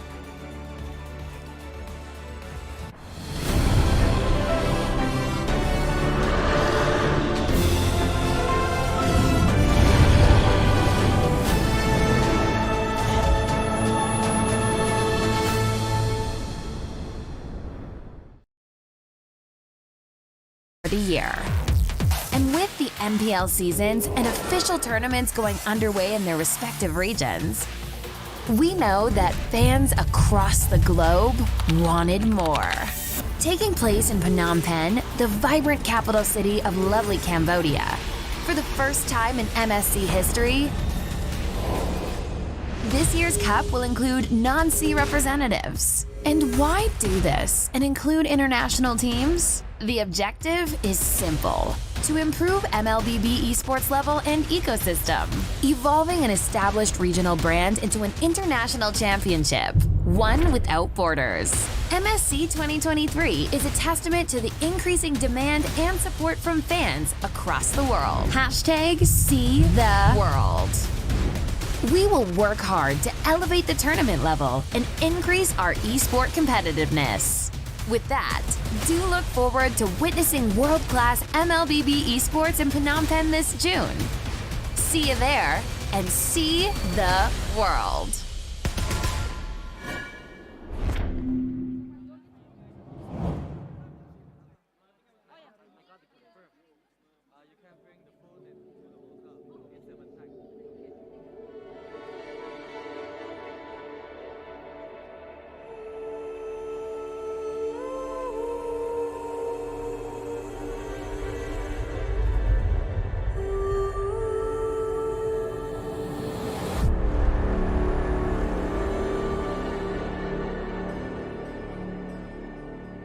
Every day, I have this reoccurring dream. A dream that has repeated countless times. A dream about destiny. What's on your mind? Mother, why must we build the Star Atlas? We've been mapping the stars to reclaim our destiny. Our destiny? If we can unlock the secrets, we can break the shackles of destiny.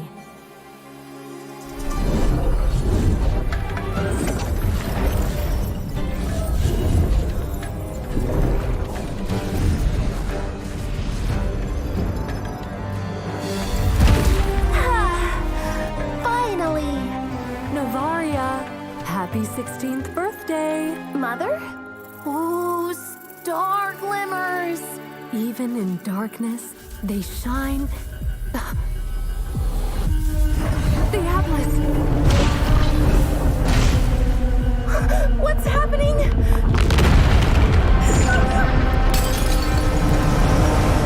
It's pulling everything into it! Navaria! Mother! Hold on! Don't let it go! Break the shackles!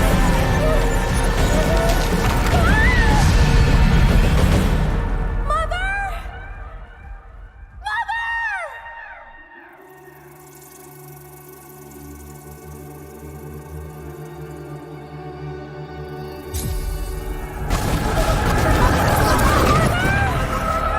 Mother!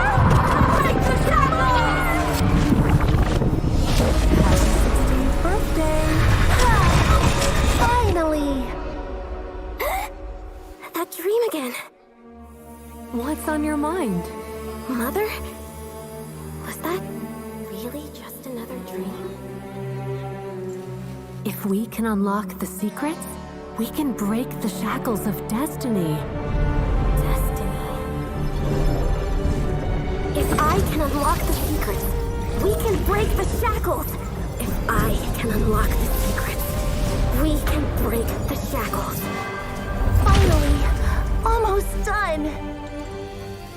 Happy birthday, Novaria! Mother? I will definitely rewrite what's written in the Star Atlas.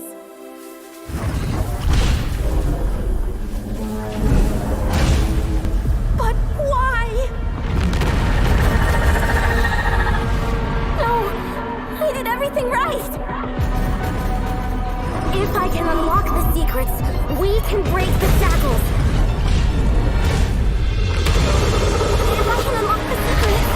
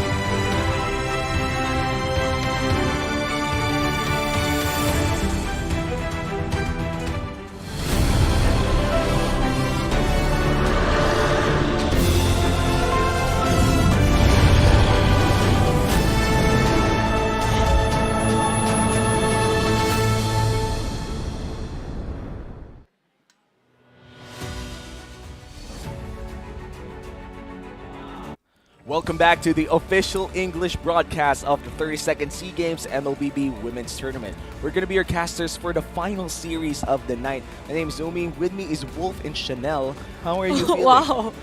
I mean, I feel expensive with the Chanel introduction. Yeah. That's right, Chanel. I'm very excited to hear from you, of course, especially because it is going to be the last semifinal match, and it's super duper important for both Malaysia and the Philippines. Winner will secure silver, but the loser will never get the silver. All they will have to fight against Vietnam for the bronze. Yeah, it's either you get bronze or nothing if you lose this matchup. So this is perhaps the most important game for the Philippines and Malaysia right now. If they do end up losing, we're going to go to, the Philippines might just go to the land where it's either you get nothing or bronze. But again, ensured silver for whoever wins this best of 3. So every step and every decision that both of our teams will make on this game is gonna be very crucial for of course for Philippines and of course Malaysia. But yeah, we've seen majority of the games are actually this is the last year, so we've seen all of the games already, and this is the final one. So this is best of 3, right? And all I could say is for Team Philippines, as compared to their performance in the last MWI, in terms of improvement, there's a lot for them. Yeah, and hopefully they have improved, because the last time that Philippines was shown in the tournament, they did lose their game against Indonesia. Indonesia right now on a tear, definitely winning less than, I think, all of their games in under 15 minutes. That's right. Their longest game is against the Philippines, and that didn't even last 25. That's right. So now, Philippines, although a lot of fans are looking forward to seeing an Indonesia versus Philippines in the finals, we know for sure that after that performance from Malaysia, that this is gonna be very, very close. I've seen a great plays coming up from Malaysia, but more importantly, the way that they are, target banning against their opponents. Imagine when they faced up first against Vietnam, they banned out immediately banning out the Minotaur. Then when they faced up against against Laos, they banned out the Claude earlier on. So there's a lot of research that you can expect from Malaysia. Yes, and for Malaysia as well, again, their qualifiers to be able to come up with this lineup is really intense. They had a different one because it is more of an individual tryout or auditioning for the team. So these players are really single-handedly picked by their coaches to represent the country. As for the Philippines, it is it is an audition wherein they competed as a team. Yeah. So for this one, for Malaysia, it's more of an all-star type of lineup, if we must say. It's like the old school concept of just taking the best of basically everyone and taking the cream of the crop. And I think a good analogy to this is that we also have the argument where Philippines has better synergy, mainly because they've played for a longer time. But also we've seen all-star type teams, especially from Indonesia, just win a lot of games just by sheer skill.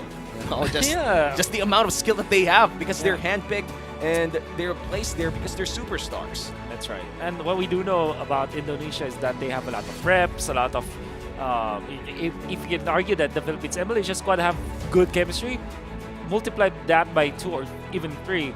That is how big or how developed the chemistry is for Indonesia, because the players from there are, they have been playing for quite a long time and have been representing Indonesia for so many arguably the first female dynasty of MLBB Women's. Well, to be fair, for the longest time, this Indonesian players as a team, prior their representation here for the SEA Games, they are undefeated so far in terms of record, even on MWI. Well, actually for MWI, it was Indonesia versus Indonesia in the grand finals. Right. That's correct, Chanel. And we know that at least from the Philippines, right? That is not that visible, right? Because we know that this lineup from the Philippines, it is quite, I'd say it's not the longest. Their tenure is not the longest, compared to other teams. I think that this team was probably just a few months old. Like not a year old, right? Should not be a year old. For Philippines? For the Philippines. If I'm not mistaken, first MWI, it was also the same team, but they changed some of the players. Changed some of the players. But I yeah, feel but like as they- five, not. As far as like information goes, I feel like Leo did mention that they changed the XP laner. Yep. Yeah, that's fine. And we do. I feel like we have like a big shift in the XP lane meta right now, where we no longer have those sustained matchups, but more so, XP laners should pose a certain type of threat. Either it's backline disruption or basically assassination if you're playing like something of a Yu Zhang that would like to kill off the marksman. Yeah. But of course, we will be welcoming our teams competing in our final best of 3 of today's broadcast. We're gonna welcome Malaysia first, and this is a team that nobody expected to go as dominant as they are right now. Malaysia definitely the dark horses entering this competition. Part of the reason why they were successful is because of their draft and the way that they prepared. That is Hani, Bunny, Fafao, and Natasha and Arya performing so well in their previous matches. Yeah, definitely with Natasha's Marcus, I will never forget that play with the mastery in terms of the usage of Decimate. So definitely for Team Malaysia, the synergy is there. Again, these are the players that were literally picked during their qualifiers to come up with this type of lineup, and as well as the playstyle we're in, they are giving space for their jungler. Remember Papa's run against Laos earlier. All along we thought that Malaysia was at a disadvantage during that game, but they were able to really come up with the trades and then eventually won that game. And now we are welcoming Philippines as to their opponents here. Philippines has only one loss, and it's up against, and it was from Indonesia, currently the top dogs waiting in the grand finals already. This is once again a best of 3 series, so that means this could go all the way if Malaysia just pulls up at least one game against the Philippines.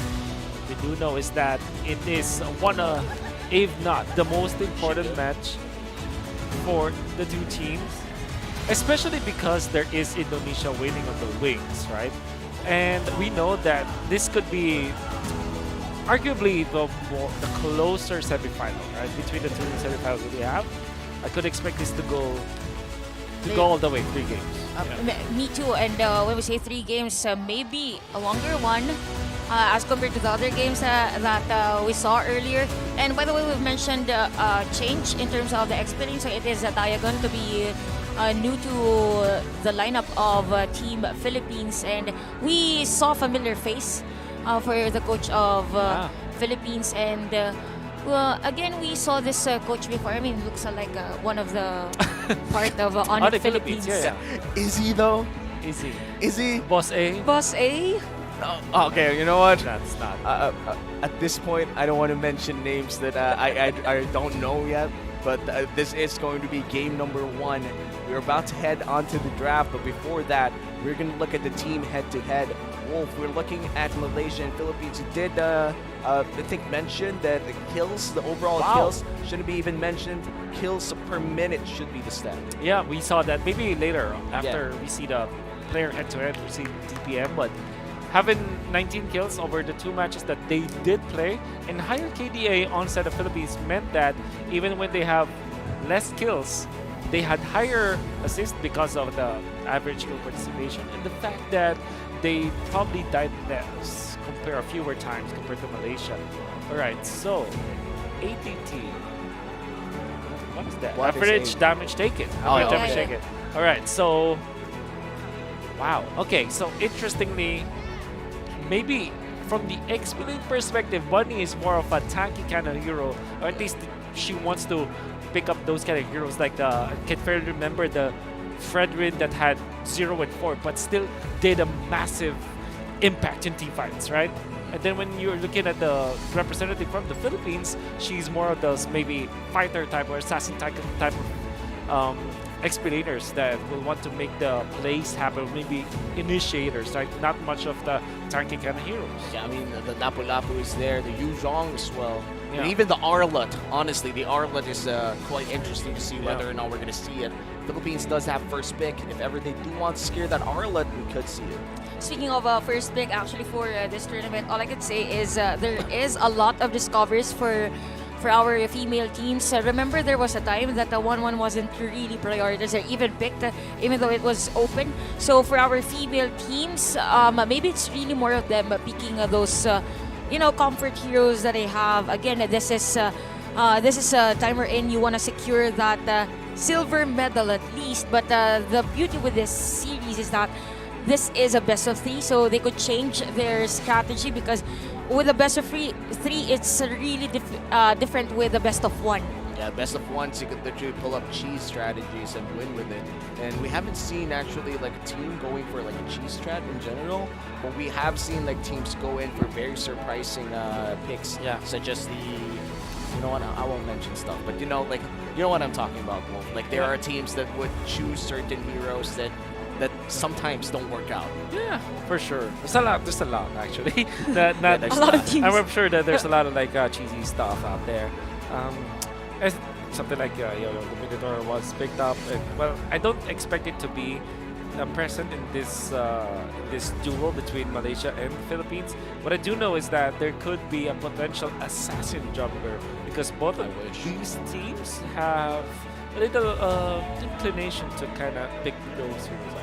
Yeah, that's true with Alberto. I think we saw that on the previous tournaments that they played, even for Malaysia. So a lot of possibilities for both of our teams. Again, with this one, I think the best possible matter of contention is going to be their post force. Again, with the Eve and even Forza, the tempo making type of heroes. And now we could hear the crowd literally cheering for their teams. And right now it's already late in the night there in Cambodia. I feel like it's, I think, around 10 p.m. or almost 11. Oh no, they're 1 or 8. Yeah, it's still 8:30 p.m. Oh, 8:30. So dinner just finished. People still chilling out. Then that means like a lot of our players out there, both from Malaysia and Philippines, still very much fresh from possible dinner. And hopefully, like, I know this is me digging too deep, but I feel like eating before an important match.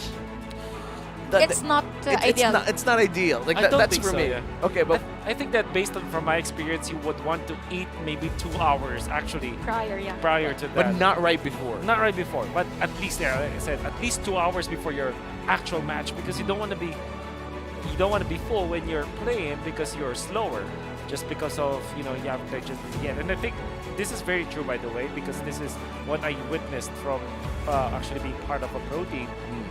You're also very sluggish if you are still full.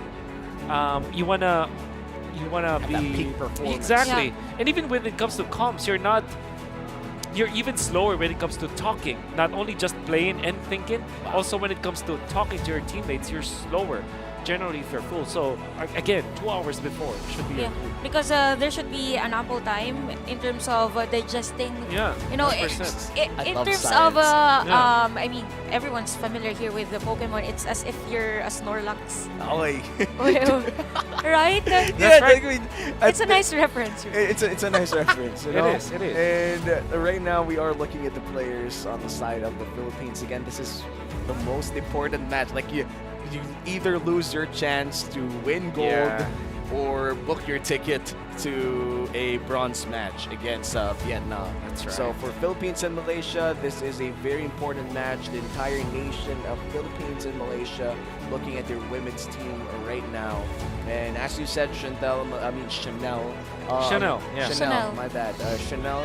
Malaysia has this all-star vibe, and for the side of the Philippines, is more so of a team that adapted the branding of the Cebol Philippines team. Let's enter the banning phase of this best of 3. Philippines will be taking out the Kaja on the blue side, and on the red side, it looks like Glue will be taken away by Malaysia. Okay. Eventually, Arlots and the Joys surely will be panned out. Knowing Philippines, they will not be letting through the Valentina. I'm thinking that this could be a precursor to that Farsa v Eve kind of dichotomy that we know and love. Probably for Philippines, since Banat Valentina, since Wolf also mentioned the Eve and Farsa, there's a possibility for Malaysia that if they don't get that either Eve or Farsa, whichever is open for the draft, Philippines might ban it on on the third possible ban or second banning phase rather. So I really like the trajectory of the banning here of Malaysia as well, with the focus on the glue ban. That's right. So after this glue, Arlet, alright, so typical explain. And I think that the Joy eventually, and the 1-1 will be of consideration. If you're Team Philippines, do you consider banning out the Joy right now just because of the fact that it could be opened up? Imagine if the 1-1 Joy and the Eve is picked up. If you pick one of those heroes as the blue side, it means that Malaysia will get 2 out of the S tier heroes. All they have to do is to maybe, you know, the quote-unquote throw ban your third ban against Team Philippines. So I think if you want to make it so that you're safe, Philippines should be panning out either Joy or 1-1. Joy or 1-1, will they actually go for it? They're going to take away the Melissa instead. And now it's up to Malaysia to choose which one of those very powerful picks right now to take away from the Philippines. The Arlet is already out, but as you said, the Joy, if ever Philippines does take that Joy, it's going to be really hard to counter it without the Franco. And mind you, the Kaja is banned. And the 1-1 as well, right? So if you're Malaysia, I think I will not be surprised if the Franco was actually the ban here for Malaysia, right? Because what happens is Philippines will be choosing between Joy and 1-1. And then now you pick up whatever is left there and pick up something like a Farsa or Eve. Then all of a sudden you have a very, very strong hero. Okay. Instead they let go of the Joy with no trades. Yeah, no trades. They chose their poison here. Yep. It's Whoa! Now Philippines, it's now or never. Do they secure the Joy? 100%. They do. Definitely, it's gonna be a Joy pick here for Philippines. So for Malaysia, they really have to pick Franco. Franco and Eve, maybe. Possibly for Malaysia, because you really want to stop this Joy as early as possible. Again, we saw that on the previous MPL playoffs with this one. This is actually a crucial or critical decision for Malaysia. A bit questionable if they don't get the Franco on this is 2 picks. Okay. This is gonna be very, very difficult if Malaysia doesn't have the lockdown enough for it. Maybe they're planning for something like a Minsitar kind of play, right? Maybe. But that will not be enough. They should... I think Eve Franco should be the pick here for Malaysia. Let's see if they take the Franco. It's going to be very important, but looks like they're not going to take the Franco. And now Philippines, they have the chance to take the only counter left for the Joy, or possibly even take the Minsitar if they're feeling a little bit ballsy. Honestly, Philippines got so many things for free here. Yeah. But I feel like Malaysia's very comfortable with their picks right now. Like, they wouldn't pick that without a reason. I think that along the way, Philippines are eyeing for something like an Atlas. Okay. So it's Lancelot and probably Eve. No reason not to pick up the Eve now. Because it's no lockdown whatsoever. Maybe they snatch the Franco. Right. Or the Grok. Actually, the Grok would be really good nice for Philippines. But it's gonna be Franco. Okay, they makes perfect sense for Philippines. Again, this is the only counter against Joy, and once Joy is for the snowball, I mean, it's really difficult to stop that. Yeah. Now for Malaysia, should Atlas. There's the only saving grace now if you're Team Malaysia, because what you have is the counter to the Franco, and at the same time you kind of have a little bit of a lockdown. But instead they go Minsitar, which we did say. Yeah. Could be there. The Minsitar, one of the few, I would say not a direct counter for the Joy per se. Like, this is, the Minsitar right now is a powerful pick, mainly because it denies a lot of things. That's right. But it doesn't deny it actively. It denies things reactively. That's right. But only when you hook someone, again, extremely hard to land unless you're really good at it. Yeah. Then it becomes an active denial. But sure. when you put in King's Calling, you have a zone, a nullified zone, in which case, if they walk away from it, that's pretty much it. I have a theory that the Team Philippines can pick up, but I'm not sure if they have mastered it. One of the ways for you to deal with the Mincitar is to have sprint-based heroes. Oh. Something, and I just want to share real quick. Like, I was up against a Mincitar. I tried Sprint Benedetta. What happened? Because I literally just pop Sprint, walk away, and then go for the back line. And it worked. And it worked. The worst part is it worked. Yeah. So I'm thinking actually Irithel for Philippines. Possible, Decent yeah. versus the Claude. No, actually not decent. Good versus the Claude in the laning stage, right? And then decent versus the Farsa because you're fast enough to be able to outplay the Farsa if ever, and you threaten for those heroes that are staying stationary, right? So I think along the way, Irithel might be a point of consideration for Team Philippines. Oh, so it's gonna be a Malaysian ban rather. It's gonna be a It Brody. is a Malaysian ban. It is. It is a Malaysian ban with a That's Brody. right. And we've been talking about the possible counters for Mincitar. There was a time as well wherein we saw that Kagura was used to counter the range of the Mincitar with the range you put in the yin yang overturn. So could be one for Team Philippines, specifically for Amores. But yeah, for Malaysia right now, with this one, they need more sustainable type of jungle, I believe. Yeah.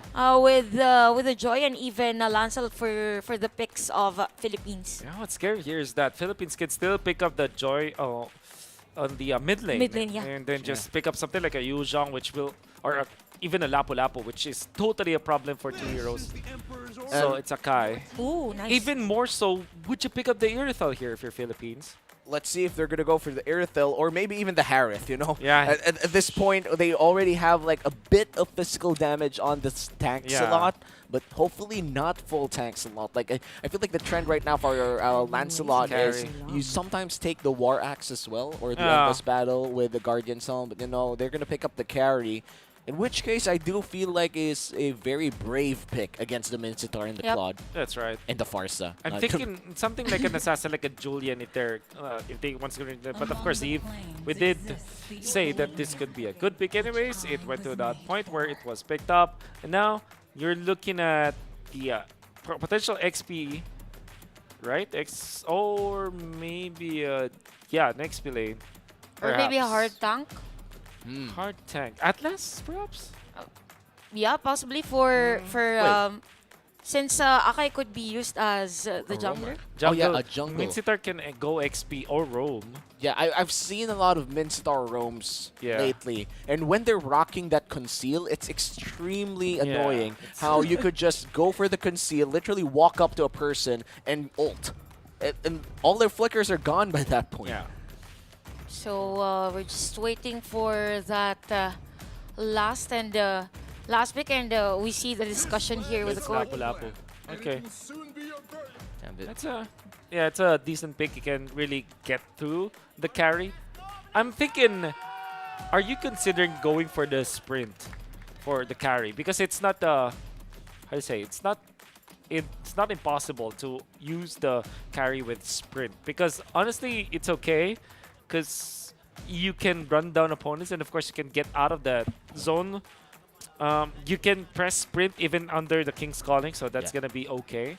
I think Purify is also a good choice, mainly because it gives like a short burst of movement speed, like a very very short burst of movement speed, and also cleanses you out of the possible stun from the Mincitar passive. But I do agree that the sprint is the better option if you could take it.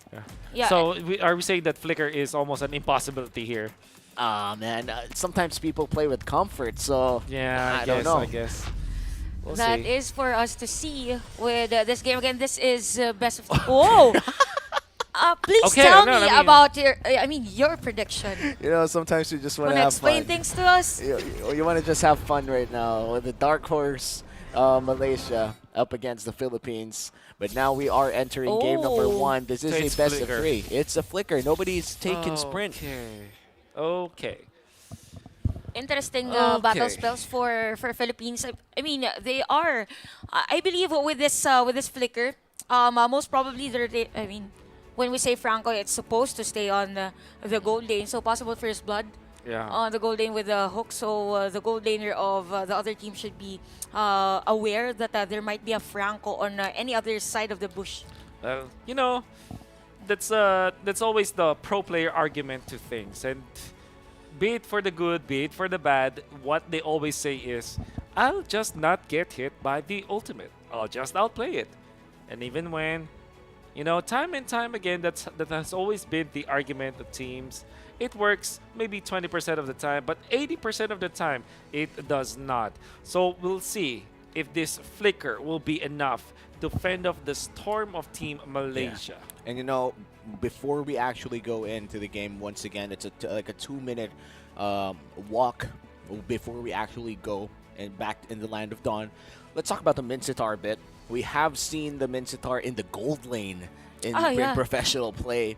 And in fact, being played by the current world champions right now for the realm of MLBB. What makes the Mincetar an actual good pick right now in the gold lane? Oh, in the gold lane, because you can flicker ulti, which is almost an automatic.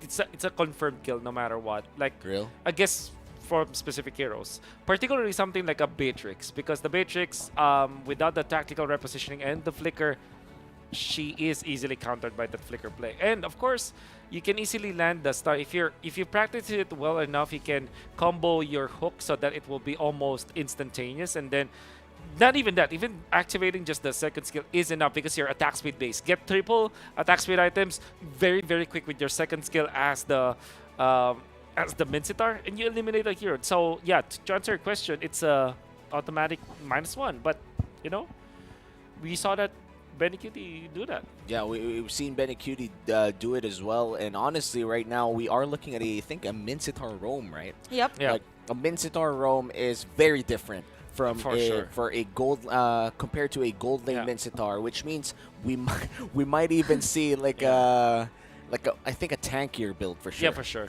With the Mincetar roam, actually, what's really nice is that for the Spear of Glory, there's a possibility to have 2-3 heroes to be hooked by the Mincetar. So imagine it's as if you have a Franco but has 3 hooks. Yeah, for sure. Yo, 3 We call that a hooks, barbecue Franco. play. The barbecue play. The kebab play. The kebab play. Make it international. The kebab play. The Yeah, kebab that's play. true. Like you skewer, you put them on a skewer, then you pull them back. It's a kebab play. I still remember that one time where Alpha got I think the entire repackage, or basically the update where the Alpha ult could now like bring 3 people or like 4 people into one place. Yeah. I swore that it's actually gonna be a meta pick, but it never really happened. Yeah. Like sad.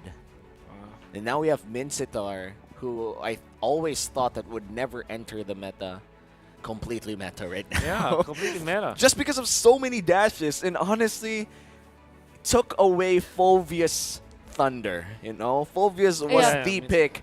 Oh, you have dashes? Let me lock in Fulvius. Now, you have many dashes? Let me lock in Mincetar. Yeah, I think for the Fulvius, it was around 2021, early 2021, when we see those heroes with that dashes automatically Fulvius was the pick. There was a time second banning phase, Fulvius is banned. So with the Mincetar, a lot has changed in terms of the meta. Even with the sustained heroes, even sustained heroes are meant to have damage as well on the XP lane. And it's a mixture of crowd control, sustain, and at the same time damage. You have to be a total package. And this time with Mincetar though, as the only benefit I'd say that you get if you play the roam role is that you get conceal. Conceal, exactly. And it's pretty much it. That's pretty much it. And I think that if you play it, now that you think about it, XP lane might be the worst where you put the Mincetar because you're way too passive. Yep. And you don't output as much damage. Gold, however, that is where you can see the real, damage output. If you have short range matchup, maybe like a carry, for example, and maybe somewhere along the lines of Beatrix, you can win that matchup too. And looking at the XP lane, if you do put that Mincetar, I feel like you can never kill any of them at the XP lane. It's like it's never going to be a confirmed kill, especially if you're up against like a Yu Zhong that we've seen a lot in the tournament so far. A lot of great Yu Zhong players here, especially Fumi Echo coming in from Indonesia. And for the side of the Philippines, we have seen, I think, Jagan play that play that Arlet earlier, even getting a Maniac in her first game as the Arlet. It's very much impressive. And now we're just waiting for the troubleshooting to end. Yeah. But everybody's already loaded up in the Land of Dawn. Yep, Right. and speaking of loaded, we have seen a lot of information today. I mean, for tomorrow we will be seeing the battle for gold, even the bronze medal, and it's really nice to actually see an MLBB female category for Sea Games. This is the first time, right? And hopefully we get to see more of our female teams.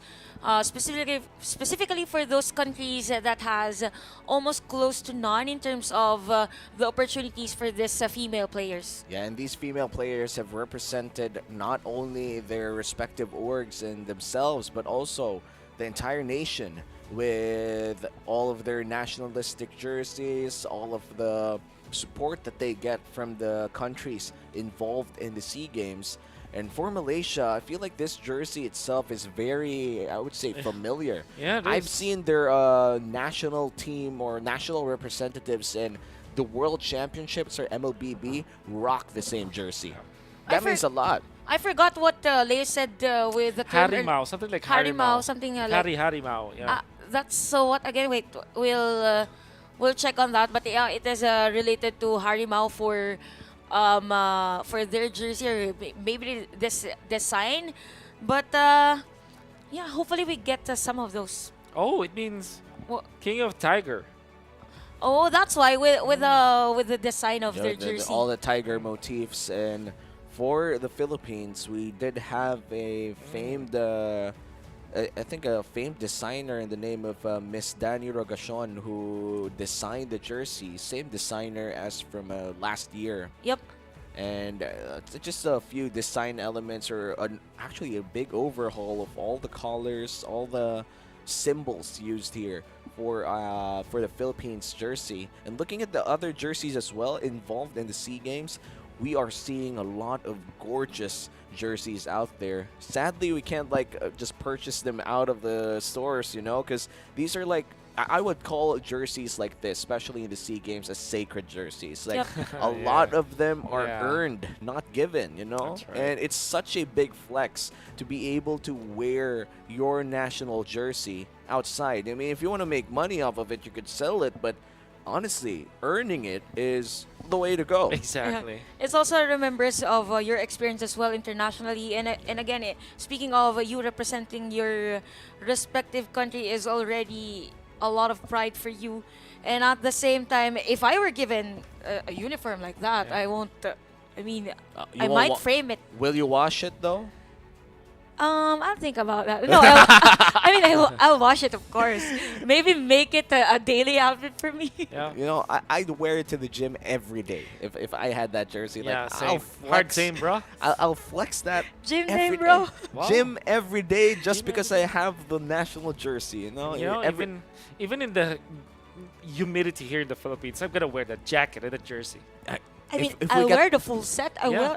I'll wear the full uniform. maybe Yeah. for a good 3 months until you get tired of it. You know. Yeah.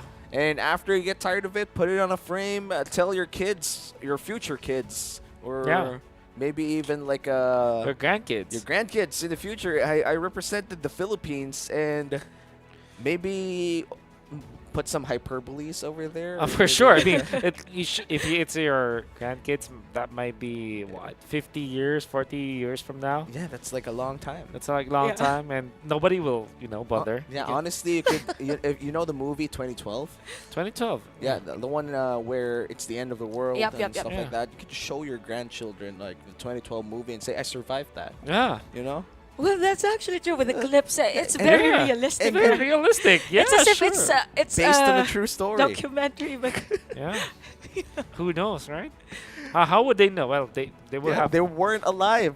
It's Yeah. the same way our grandparents tells us stories about the wars and all. Yeah. And you don't really know if it's true or not, but you kind of just believe them because Yeah.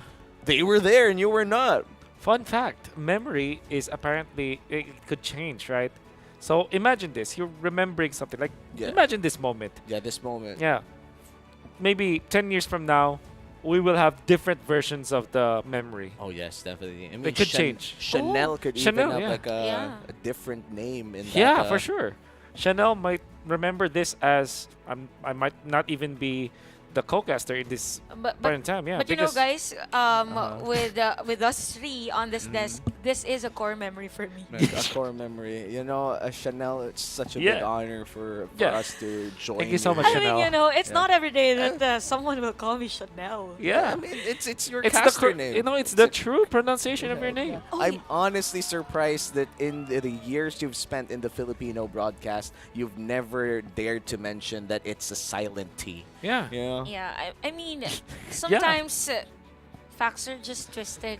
I Yeah, see. fa- Fake news. We Sometimes, twist the sometimes, facts. but not here. Not here though. Because in the English broadcast of the Southeast Asian We Games, stay MLBB, We stay Women's, true. we say it true. Chanel is the correct pronunciation. Yeah. Yes, and thank you so much for giving me the opportunity, of course, to be the real me. I see. I like what you did there.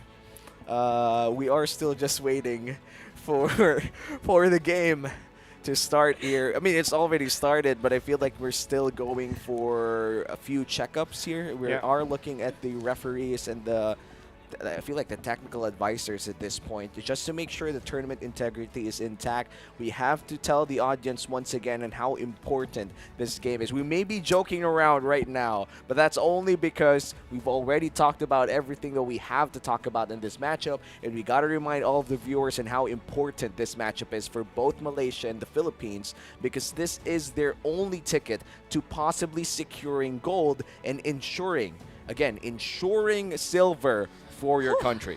Again, with the long games, or actually for the long day today. I mean, what was the time that we started the games? That was our 11? I think it was 11. 11. So maybe the teams were preparing at around 9 a.m.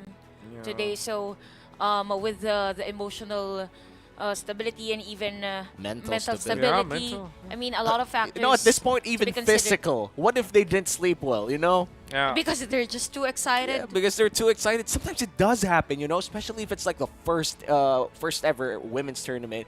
You fly out, different bed, different hotel Different room, time different zone. different time zone, different air. I mean, Yeah. the air is different wherever you go. And then suddenly you can't find the will to sleep well, and sometimes it does affect some players, but It does. knowing a lot of gamers, like for some reason, a lot of the esports players that we know, they could literally sleep in front of a desk and be there for like an hour or so. You know? Not only that, I mean, this time it will be a land setting where there's a legitimate audience. Like you can argue for Malaysia, for Indonesia that they might be used to it, but for Philippines and Malaysia, Not so they don't much. have much reps for that. I mean, I'm pretty sure that there will be a lot of jitters because now they are playing in front of a crowd. Be it small, be it big, a crowd is a crowd, and it will totally change how you perceive things, especially when it's a medal match. It is a medal match, and the best part about this one is we actually have women not just representing their countries, but also just showing everybody that they could play a certain level of MLBB as well. So far, Indonesia's been very excellent in representing on what That's right. women's MLBB could be. I dare to say that Indonesia's women's team could fight off like any pro team right now. Like, obviously, it's gonna be a hard match if you match them up against like Echo or Blacklist, right? But if you match them up with like a regular pro team, they could possibly even win. Yeah, you know what? Actually, for Team Indonesia, I know that in terms of scrimmage, they are actually having scrims against their counterpart male team. Oh wow! All right. So with the experience, possible drafting, at the same time, rotation strategy, basically the same with the information that they have. And it's going to be very exciting to see whether or not the Philippines and the Malaysian squad could go up against a very powerful Indonesian squad. But again, we are yet to start game number 1. We're yet to see which team actually holds an edge against the other. You know what? Maybe we take a guess. Since we've been talking about this is going to be an interesting game, how long do you think game 1 will be? You first, Mr. Analyst. There's Because Farsa, right? There's Farsa on the opposite end, and then there's it's between. What was the gold thing? Was it Beatrix? It was yes, Beatrix. it's Beatrix, Beatrix and versus Carrie. Carrie. Yes. I think this will be an 18-minute game. 18-minute game. How about you? I think it's around like a 21-minute game. Wow, even 21. wow. Can you do some for me? I thought you're gonna say to anyone. Never mind. Your age is showing. I just heard the song a while ago. I don't even know You don't even the know. song. You heard it. You heard it from your aunt. Yeah. Yeah, I You heard it from your aunt. It's just a story, you know. Yeah. What's that song? I don't know that. Oh, You don't know really? that? Really? I don't know Your that. beard I says highly doubt. otherwise. You Yeah. are the wolf. I Okay. don't know about that. It sounds Oh, so man. old. But Wow. I see. But we have been waiting quite a while here for the Malaysian and Philippine squads to play their game. Again, this is the final best of 3 of tonight's broadcast, and we will be heading over to a short break just to wait for it. Once again, my name is Umi. With me is Wolf and Chanel. We're going to be right back after a short break.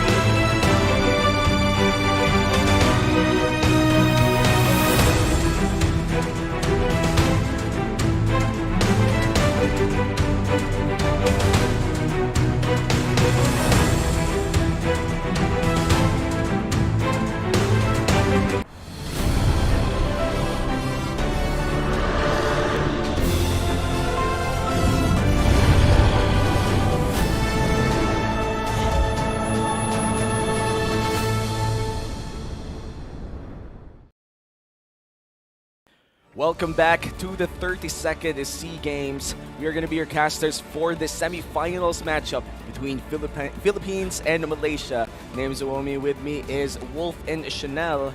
How are you guys feeling? It has been a long pause, but finally, we're going to resume the match. I mean, everyone's excited for this match, right? We could actually hear already the screams and even the cheers of our crowd at the venue. But yep, we are all here for the treat. And look at this, still Malaysia rather, still strong with the support. Everybody's still cheering on their home team, and that is Malaysia right there. And Philippines, I feel like the Filipino supporters will definitely be there still. Yeah, and, we're actually looking at the chat, right? Everybody's just very excited about it, and they're still tuning in. And for everyone who is actually tuned in right now, if you just heard us talk, right? We are apparently continuing the games. Yes, sir.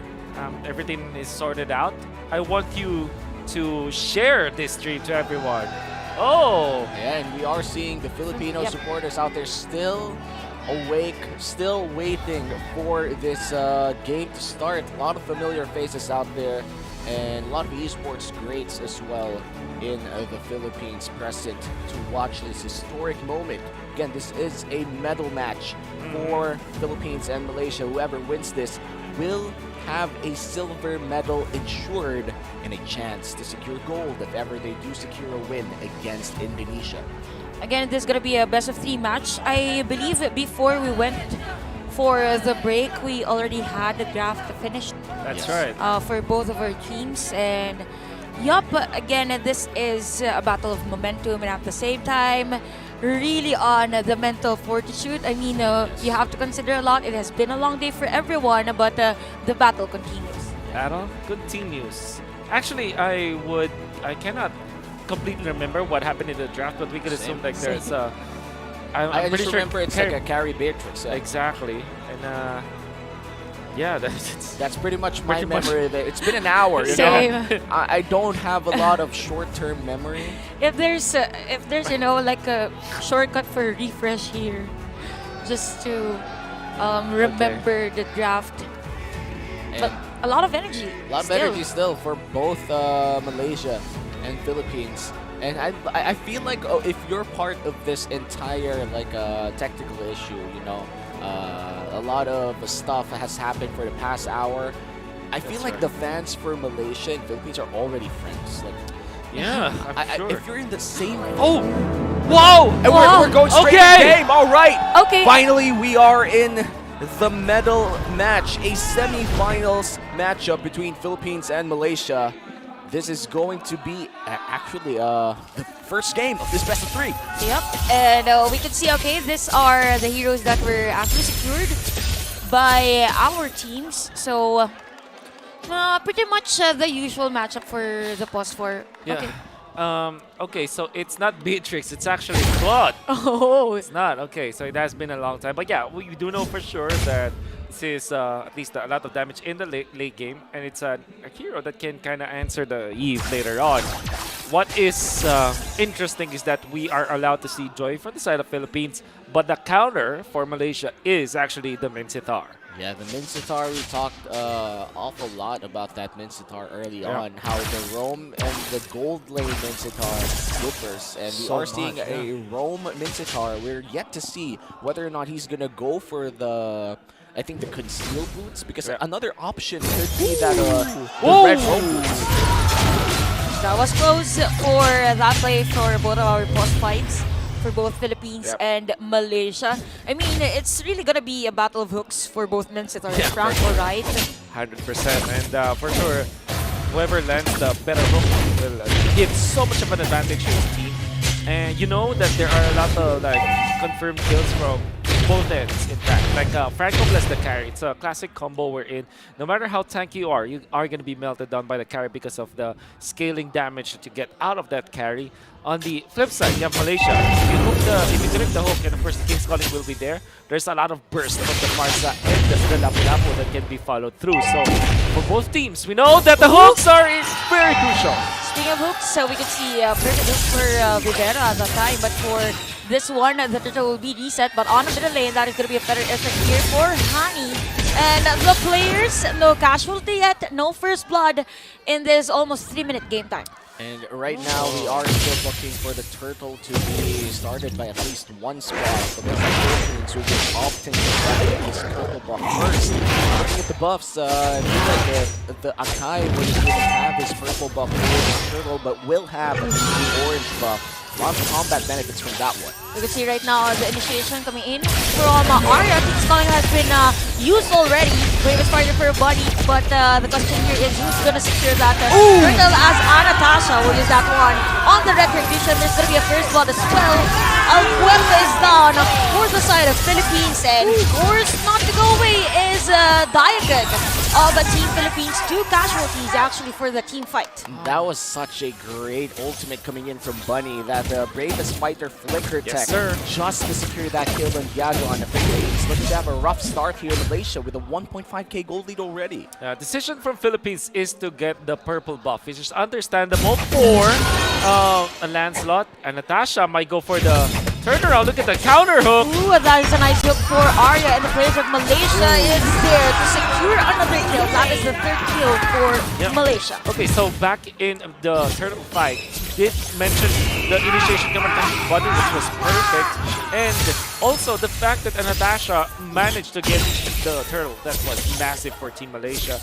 Knowing for sure that the Philippines was very dependent on Diagon's initiation. The fact that the ultimate wasn't available there was bad! Counter hooks, but that is a nice heavy spin. We have the Blazing Duet for Fafao, and 2 players of Team Philippines are in danger, actually down.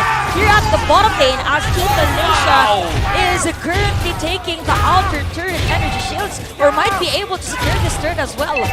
Great juggling coming out from Team Blue Malaysia. team You saw turret that has nobody been died destroyed. even after the fact that they dove very deeply onto the turret of Team Philippines. That is a massive win, although they will lose some of the outer turret air shields in the mid lane. It's a complete turret in the bottom as well as 2 kills. And Honey and Fao.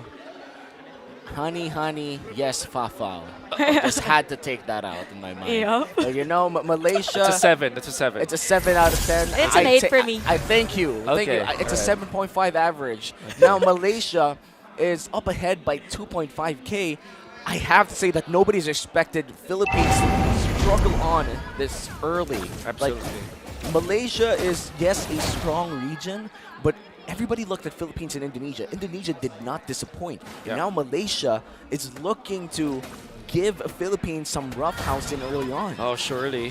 And there will be a kill finally for a set of Philippines. The first one that they have into the bottom in, which will be converting into a turret. Now, fortunately for Philippines, they will be able to trade. But Malaysia still gets a turtle. Positively for Malaysia still, I would say, when it comes to the economy. I think for Philippines here, they really have to go in for those trades. But by the way, Amores is forced to use that flicker. So we will see players of Philippines, particularly here at the bottom, the middle lane, to really defend that turret. I mean, if Malaysia is able to really destroy this turret at the middle lane, it will be a hard. Alberto will have a hard time on the triple buff. And Malaysia will have free reign over majority of the map. So Philippines, they have to stay careful. They don't want this mid lane outer tier turret to just be given off for free. But look at that flicker coming in from Vivero. Forces the flicker out of button though. So I would call it like quits. Yeah. I mean, Malaysia could have really just gotten away with it for free, but they had to force the flicker onto Bunny. Diagon. That is very scary to be in. But the Diagon is still alive. We have ultimates from the side of Malaysia being used by the team, but they are able to secure a turret here at the top lane. But for the side of Philippines, again, we've mentioned about the trades. Here comes the heavy spin for Anastasia, and the King's calling as well for Arya. Alberto is still alive, but the Morris is going to be the casualty. Viewer manipulation and not enough damage for the side of Philippines, but that is an overtime. Wait a minute. We can see the beat from Diagon, and Team Philippines is roaring against Malaysia. Philippines finally has mounted quite the comeback against Malaysia. It was a 2.5k gold lead, already cut to 500. So I would call this game already dead even, but Malaysia, they're still ahead. Yeah, they wanted to go for Amores. The hook actually landed so well, but there was the exchange. Utilizing the real-world manipulation for extra shielding meant that she kind of dealt a little bit more damage, but also forced Malaysia into committing. And of course, that was when Fao didn't have the BMI anymore. Afterwards, you can see the damage from Perez. The biggest factor here on that win by Philippines is that Diagon and Perez were available. 2 important damage dealers for Team Philippines. Yeah. Again, we see that kill on the middle lane. Nice dive, by the way, with Diagon. This is what we have been mentioning, with little to no counter for this Joy hero for the Team Philippines. And we talked about how Mincetar is more of a reactive counter to the Joy. You literally just put up a zone where the Joy cannot enter. It looks like the turtle will be started here. Half HP. Who's going to secure this turtle? Looks like Alberto is in prime position to take more herself. Philippines securing her first turtle of the game.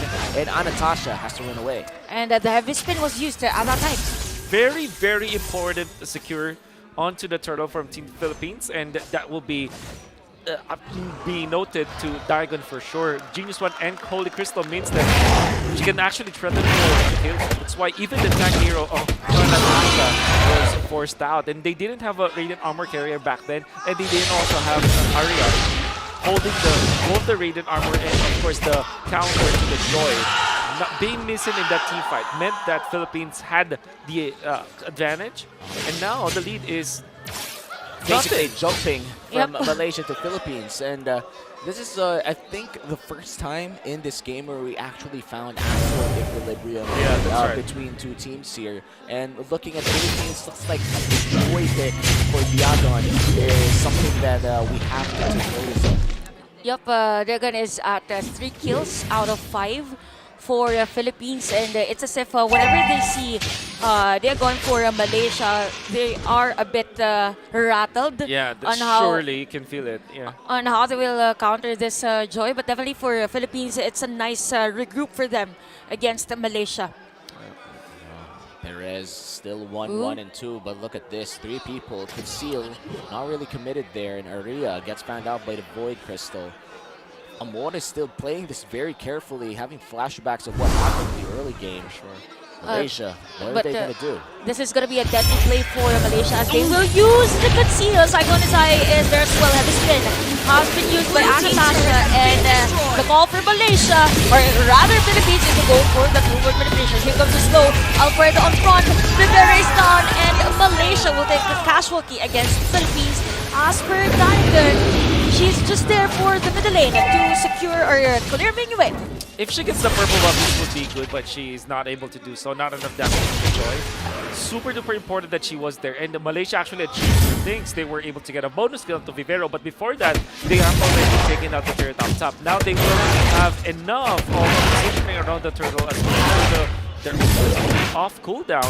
So Team Philippines really lost a lot. Even when it looked like a minor kill onto a position 5, the fact that they have lost a lot meant that for World for Malaysia now getting back the position of power to their side. And I have to say that Fafao here, the Claude, is looking to have a great game so far. 4-1 and 2 on the gold laner of Malaysia. That's definitely a lot of gold. And Perez has to catch up a bit. 1-1 and 2 on this carry means I would assume it's around like a 400 to 800 gold lead on the side of Fafao, considering that he also is running that Avarice. Yeah, probably, but we can see here at the middle lane, Diagon again is going to be countered this time around by the side of Malaysia, as it is going to be a shutdown. Perfect timing, by the way, for Malaysia to secure this Lord. But for Team Philippines, are they going to contest? You can see that hook and a bloody hunt, but the bravest fighter is used. Perez with the damage. Those free hits and Puerto just slashing and dicing as the players of Malaysia forced to back away. Puncture out and still alive for this game. Puerto suffering a bit of damage here coming in from Malaysia. What I realized for the past 2 minutes is even for the tankier members of Philippines, they rarely last more than 2 seconds in the face of Malaysia. Yeah, it's because Farsa as well as the Claude, right? At this point, Claude is at critical mass, 12 minutes in. We'll get, what, maybe three important items with 8.2k gold. Eventually, we'll get the Wind of Nature afterwards. Now, she can actually man up, she can really fight up against the members of the Philippines. But, of course, the Philippines taking out Arya earlier on means that they can actually unleash the jungler, the Lancelot, because now you can really hit. And with Perez, interestingly, they were so aware of the positioning of Bunny. This will be good if they do get a kill. That is a nice bloody hunt, but countered with a Honey's Feather Airstrike. Vivero low on life. Is this gonna be a counter for Malaysia? Conceal plays a flicker out, and Vivero is done. And I gonna using that electrifying beaks. Alberto almost a target here for Malaysia, forced to back away. Heavy spin has been used, but Paris no with a Wind of Nature against Fafao. PMA out, and Alberto comes in with the sword as Hani is done. 3 players down for the side of Malaysia. Philippines will destroy the turret at the middle lane. Well done, coming out from Paris from the Team Philippines.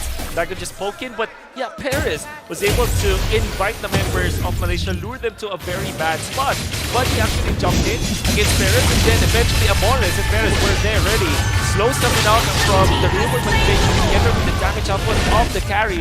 The HP-based damage, now they will have the advantage. And then when she went aggressively against members of Malaysia, she activated the Wind of Nature against Fafao. Eventually got taken out by the lockdown that Team Philippines and El Puerto, knowing that there will be not enough damage with the tank slot that she was rocking, able to get additional kills for Philippines, and now they get the Lord as well. My God, the long extended team fight didn't look to be in the favor of Team Philippines, but the right amount of damage went to the right person And Philippines now does have the lead. Yeah, and this is the biggest gold lead that Philippines has ever gotten in this game number 1 against Malaysia. And now that they do have this Luminous Lord, we are already 14 minutes inside this game, and it will be marching on the top side. A lot of the members coming in from the Philippines will be hovering around the bot lane and the mid lane, trying to manage waves. But looks like the bot lane wave has gotten way earlier, and now they're going to go for a wave push. And it looks like the retribution will be committed as well for Malaysia to try and secure the mid lane wave. So now, the only problem is the Lord about to crash us off. It's really going to be a battle here in terms of the hooks action for Vivero and even for the Minotaur of Team Malaysia, as Malaysia will try to defend their inhibitor turrets using the better air strength by Hani. But this is a little bit of skill, and it is defended though by Team Malaysia. But that is the hook that we've said. Heavy spin has been used, and Natasha is alive. Same with Malaysia. That will be the Feather Air Strike utilized in an interesting manner. Fortunately for Malaysia, they still had enough wave clear to take out that Lord up top, and they made it so that they will be able to defend up top. And also, the fact that you hooked up on Natasha, surely you will not get a kill, but that's heavy spin that you're able to get off. The conceal will be, I believe, sniffed out by Malaysia. And that's one inhibitor turret down for the side of Malaysia. Red team base turret has been destroyed. For another turret, I feel like that was a mid lane inhibitor and the mid lane inhibitor turret. And that's all. That's everything except for the mid lane. It was blocked. Pretty wise move for Philippines actually. They're not forcing a team fight regardless if they have the Lord. Even if they are on the upper hand in terms of minion wave, they are going for that safer play against Malaysia because, you know, they have Claude on the other side of the back. And this spin actually being forced out was so critical for the entirety of Philippines. Look at the positioning of Vivero right now. Not going to be showing up bottom lane. I think that eventually Perez or somebody else will show themselves up to that lane, and that will be the trap that they have set. And now Vivero does have the immortality, so they can kind of afford to go for those risky plays, especially on the Lord timing. But this might not pay off, as Philippines, they have two members that are too far away from the Lord. And this is like a traditional backdoor setup for the carry. In case Malaysia goes all in for the Lord, we've seen this happen all the time in the Philippines. This could be a setup for a backdoor carry. That's like a 2-3 wave stack down bottom lane and a 5-man stack on the side of Malaysia near the Lord area. The moment they commit, this might just be a big push down bot. Exactly. Good read there, Momi. And all you have to do is to delay this. Even when there will be a defense. Like, for example, if the Cloud clears this out, there could be a flicker play with the conceal. Yep, that is true, and I'm actually getting goosebumps with that possibility for the Filipino play here for the team. And yep, for Alberto, all she has to do is to like really bait the players of Malaysia to go in and try to contest this Lord, right? Exactly. And it's already half HP. Philippines trying to make a bait of the century here. Still no information on the carry and the Franco. It looks like they're going to send two people downstairs. And now Diagon on the back end. Hani! Hani almost down with the damage from Diagon. And I believe for Malaysia, they are aware that there might be players from the side of Philippines at that lane. A lot has been happening on this map, but this time around, the Lord has been reset. Back to this game, the Lord dance is going to be really long. And Team Malaysia, I like that they really adjust their positioning with the information that they have. And the information play from the Philippines is really good right now, but look at that. Diagon on the backside of this fight will be zoning out 3 people, dodging some abilities as well. Already has the Blood Wings, will be tanking quite a bit. Half HP on this Lord. Aria just around the corner, ready to go in at any given time. 2 waves pushing though on bot lane and mid lane, and they send the Claude to defend. Look really dicey for Team Malaysia, but they have crossed their T's, dotted their I's. Look at Diagon just making it difficult for Natasha to position herself. Here comes the bloody hunt from Vivero. Heavy spin has been used by Natasha. Perez almost down, but still alive for that team fight. As the rest of the players of Philippines, they know that the majority of the skills of Malaysia has been used already. Electrifying beats and eyes on the prize. Hani though is still alive, almost close, but body's down. by the hands of Amores. Here comes the hook from Arya. The players of the Philippines are ready for that initiation as the Lord will march in at the top lane. Now this is like 3 waves strong for the side of Philippines. They have the wave down mid lane and bot lane, and also the Lord empowering everything up top. That's one inhibitor turret about to go down, but in Malaysia they're able to defend this. How much time do they actually buy? They need 90 more seconds before Bunny is going to be respawning. Fortunately for the Dev God and Farsa, great defense. Wow! That is a nice real-world manipulation, though a bit early, but at the middle lane might be a secure kill for a secure turret destroyed by Team Philippines. We have a concealed play here for Team Malaysia, but the Lord has been defended. Here comes another hook. Arya is going to be the target. Heavy spin by Anastasia, and she's down in the hands of a mega kill. And Team Philippines will secure another turret as they go in for the base lock. Philippines, game number 1. Definitely a tough game for Team Philippines, but they do secure the first win of this best of 3 series. And now they are 1 step away from securing a silver medal for their country. But this game's not over yet. The series not over yet. Malaysia just strike back and force game 3. You can see that Malaysia already had the lead for their team. The coach from Team Philippines not yet done with this, making sure that everybody is, just staying grounded versus Team Malaysia. Game number 1 should not have been theirs anyways because it was a comeback, but because of their diligence, because of the fact that they were able to punish the overheating Team Malaysia in the mid lane, that is how they got control of the game. And then what they did was, of course, rally behind Daigon's zone out. You can see how they were able to utilize the Joy to make it so that Anastasia will not find the opening for that Lord Tans. And the way that they poked, you see that the burst that they had onto the Lord, they managed to take the Lord and then win the team fight afterwards to eventually take the victory. Again, Team Philippines won with the comeback, and it was a nice. It all started with the nice Joy pick for the team. I believe if it's not Joy as the explain, it would be a lot difficult for the Philippines to turn things around. Again, with a solo kill earlier at the middle lane. So I believe for Team Malaysia as much as possible, and the next game, they might want to ban there or maybe secure the Franco first. I believe with a sequence of the pickings earlier, Franco was open, but they didn't go for that hero. Yeah, the Philippines technically got the only counter left for that Joy after first picking the Joy. So definitely Philippines had won the drafting phase of game number 1. But in terms of execution, I gotta say that Malaysia went damn close against Philippines here. And they almost beat Philippines early on. And that was such a, I think, a big lead at around 3 to 4K even. And we're gonna dissect the game even further.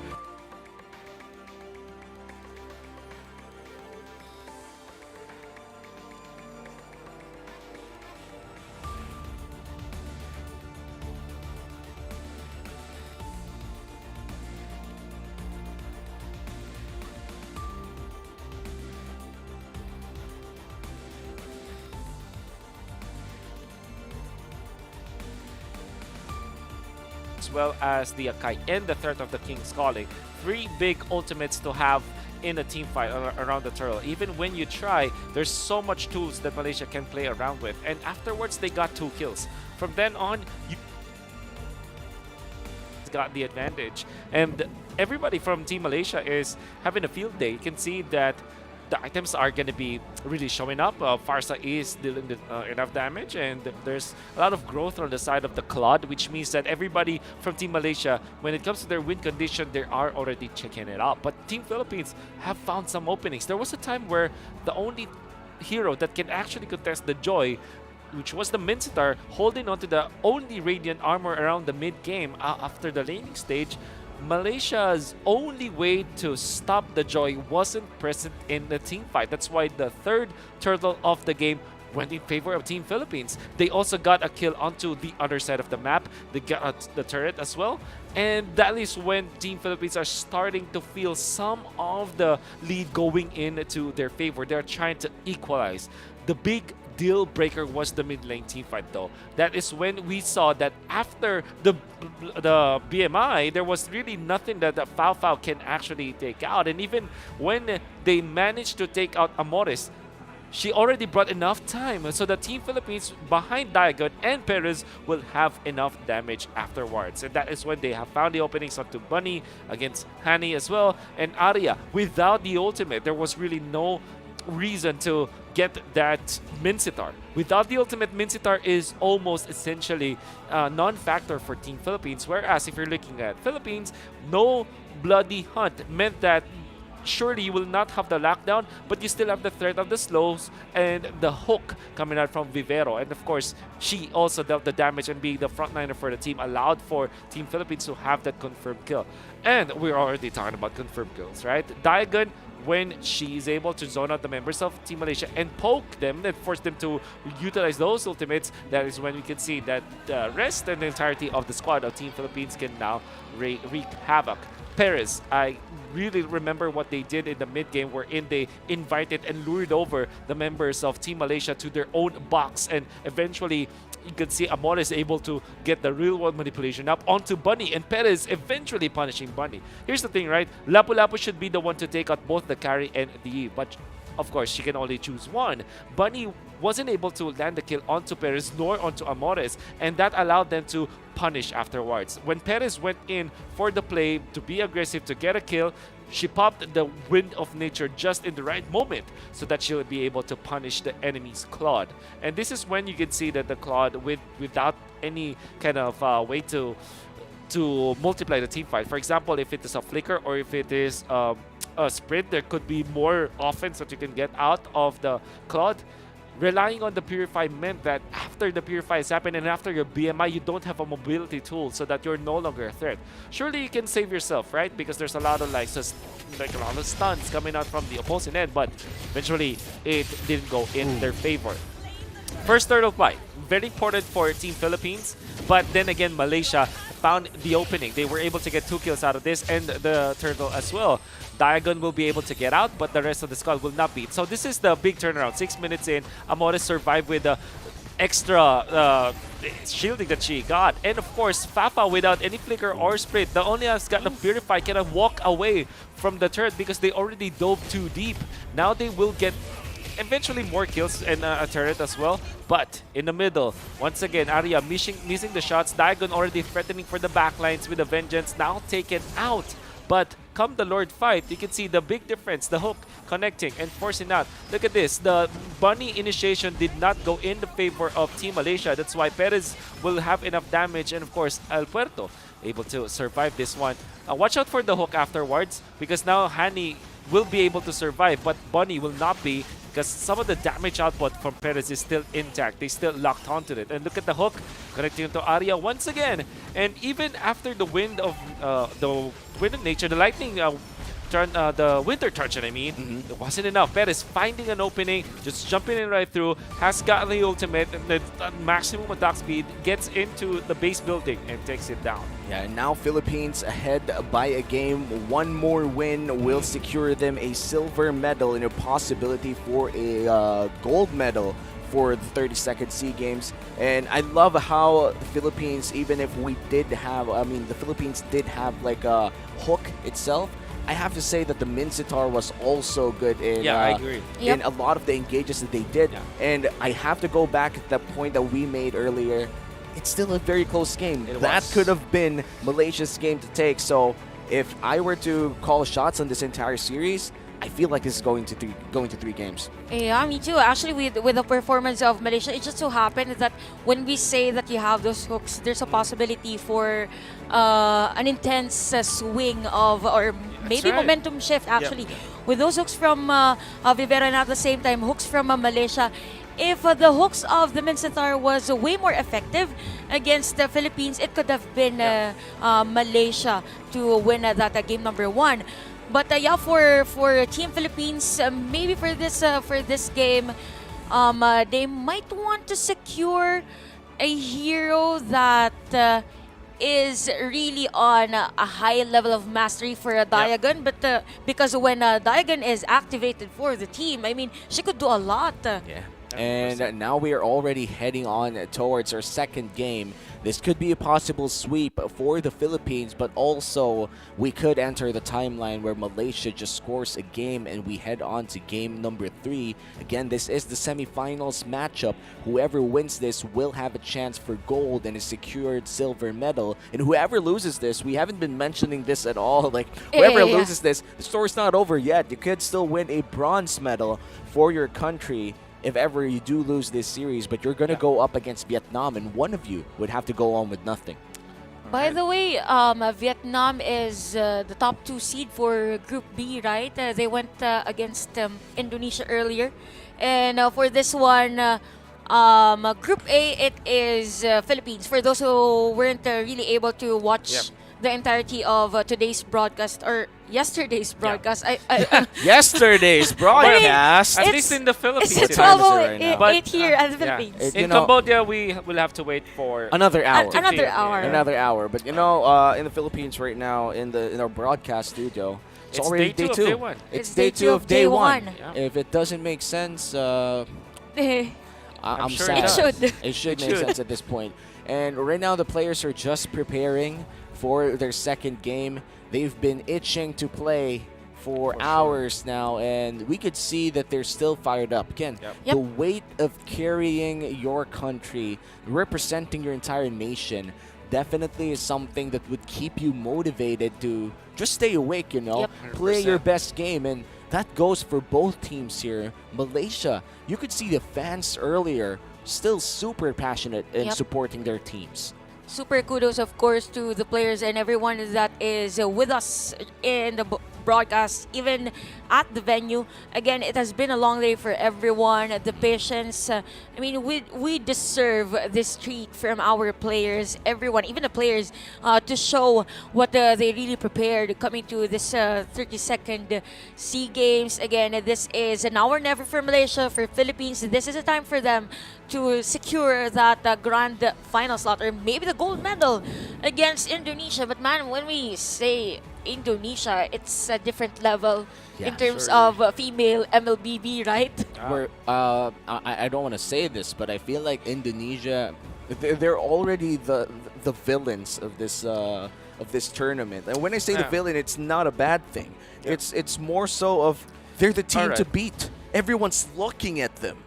They're the big boss. They're the big boss. They're like not actual villain, but like the final stage boss. The final stage boss. And technically speaking, they already are. They're waiting up there. Exactly. So everybody is looking towards Indonesia to take this tournament overall. But both Malaysia and Team Philippines have a strong case against that, and they are really showing up. You see that game number 1 really went so, closely, right? Too close for comfort of Team Philippines for sure. And you can see Malaysia. And now we're starting the second game draft. The Joy banned out by the Philippines themselves, and Malaysia will be taking out the Arlet. Let's remind the viewers, if you haven't watched the group stages earlier, there was a performance coming in from Diagon in their first game in the group stage where Arlet was open, even got a Maniac out of that game. So this is most likely going to be a target ban on the side of Malaysia. Yep, and by the way, there's a switch in terms of the sides. Earlier, it was the Philippines out of blue side, as to why they were able to secure that Joy. And one reason as to why they also banned the Joy. So interesting enough for Malaysia, we mentioned that earlier, that they are the ones to really negate this Arlet pick. But high percentage on banning Valentina with this category that we have, and still 1-1 won't be available for this game. Oh man, the red side curse, you kind of have to ban Joy in 1-1, and it still persists, especially in this level of play.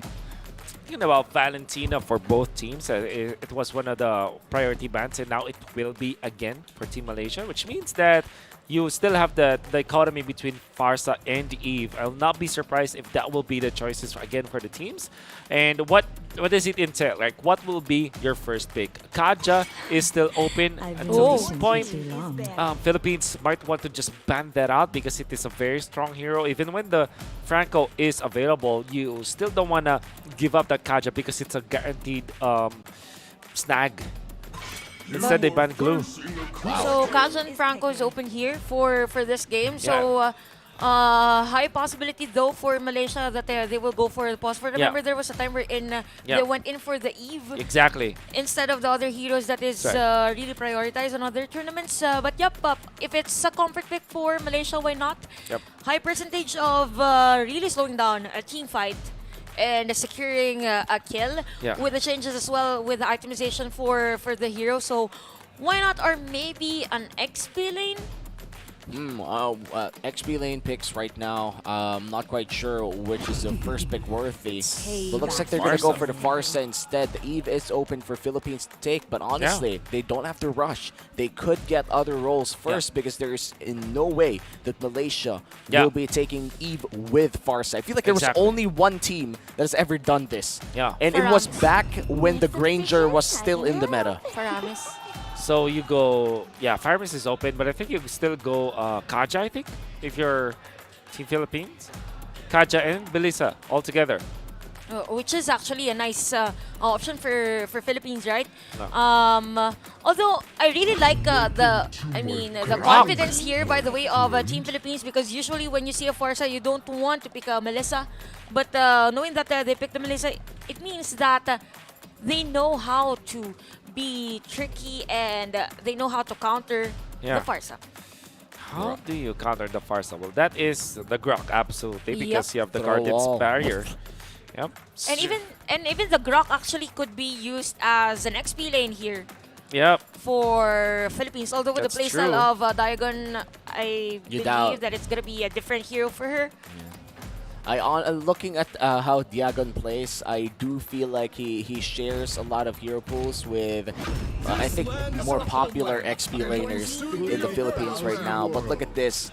Two frontline heavy heroes on the side of Malaysia. That's the Lapu-Lapu, one of the best counters for the Melissa. And I'm not quite sure on how Go Away interacts with the Mortal Coil. Can you actually get pushed from the inside out? No? No, you will be pushed out of it, but the Go Away will follow you, supposedly. I see. Yeah, because that's what happens with Arlott. But then again, you have an opening too, so nevertheless, it's still good, right? And you have the Decimate, which kind of allows you to get in for the killing blow. So the perfect combination here for Malaysia is a Feathered Airstrike, maybe 1/4 or majority of the HP for Melissa, and then Anatasha with the Decimate just to secure the kill against the Melissa. But for Philippines, we will see again Lancelot for Al Puerto, which by the way performed really well with the Lancelot earlier. Probably a battle of retribution again with Mortal Coil versus Phantom Execution, Thornrose kind of thing for this junglers. Classic retribution battle. And both of them would probably be building tank anyway, so I feel like the jungle meta right now really just revolves on who has the better timing as a team, who has better formation around the Lord area. What a great ban coming out from Team Malaysia. This would be one of the ways to kind of save your Melissa, because I don't think that the Eve, although it's a very good pick, right? There's so many counters already to it. Not entirely sure if Philippines are actually still inclined to pick that up. Not be surprised if they pick up something like a Lunox instead, or Lilia, or even to the point where you go for a Kagura as your position 4 for Philippines. Kandida's still open though. That's also true, which is going to be okay versus the Farsa. But let's see if they're going to ban out another mage here on the side of Malaysia. Because I feel like if you ban an XP laner at this point, that's a throwaway banner. Like, mage bans are the way to go. I agree. Why do I feel for Philippines that Valir could be an option for them? Wow. I have not seen a Valir for the longest time. But I know not the longest. Yaoi from Echo has been playing a lot of Valir. But it's a nice option, right, for Philippines. It's an option. Although timing is one. They ban out Eve. They limit the heroes for Team Philippines. But yeah, like you said, Kadira is still open. I would not be surprised if something like a Actually, they pick up Sicilian, right? Or was it a different team? That is insane. But yeah, Amores is a Sicilian user way back MWI, first season of MWI. You know, who knows? Who knows? I have not seen a Sicilian Why for the not? longest time. And honestly, you could just pop the Sanguine Claws to just cancel out the Feathered Airstrike. I think Yu Zhong is a good pick here for Team Philippines. You're lucky na. So the it said body Benedetta. suffers, Okay. Wow. So it's an even better pick because now you've threatened for the Farsa, and also eventually if you find a Brody perhaps, so because there's not really much when it comes to the marksman choices, I think Moskov should be the best pick for Team Malaysia. Of what other heroes are left, Brody could be good, but and what would be best is if they pick up the Moskov, but that hero is not gonna have a good time if the Benedetta is present. Let's see what the marksman choice would be for the side of Malaysia. And they already have like a lot of physical damage, so they could opt to get a magic source on the side of the gold lane. Nathan? Like a Nathan, a Harith. Or a Harith, yeah. perfectly cool. So they're going to go for the Harith just because they have a lot of physical damage already. And the classic Kufra Farsa setup. Yep. This is very much a healthy lineup coming in from Malaysia. I definitely agree with you. So, by the way, Gaja's still open. He's gonna be saving you. By the way, with the lineup of Malaysia, I kind of feel like crowd control is gonna be a problem here for Philippines 100%, with this Harith, Martis, and even Lapo all over. Even a Kufra, right? I mean, a Benedetta up again, Benedetta and even Lancelot. There's a Kufra in front of you, and you have this Harith that is gonna penetrate your back lane. So with the current lineup or hero composition that we have, I might agree with you when you said earlier that this might be a game number 3. Let's see if it's gonna enter game number 3. But like looking at how the Kufra is right now for the side of Malaysia, I'd have to say that you know, I play a lot of Benedetta, and when I lock in Benedetta, it's usually a lot of Kufras as well.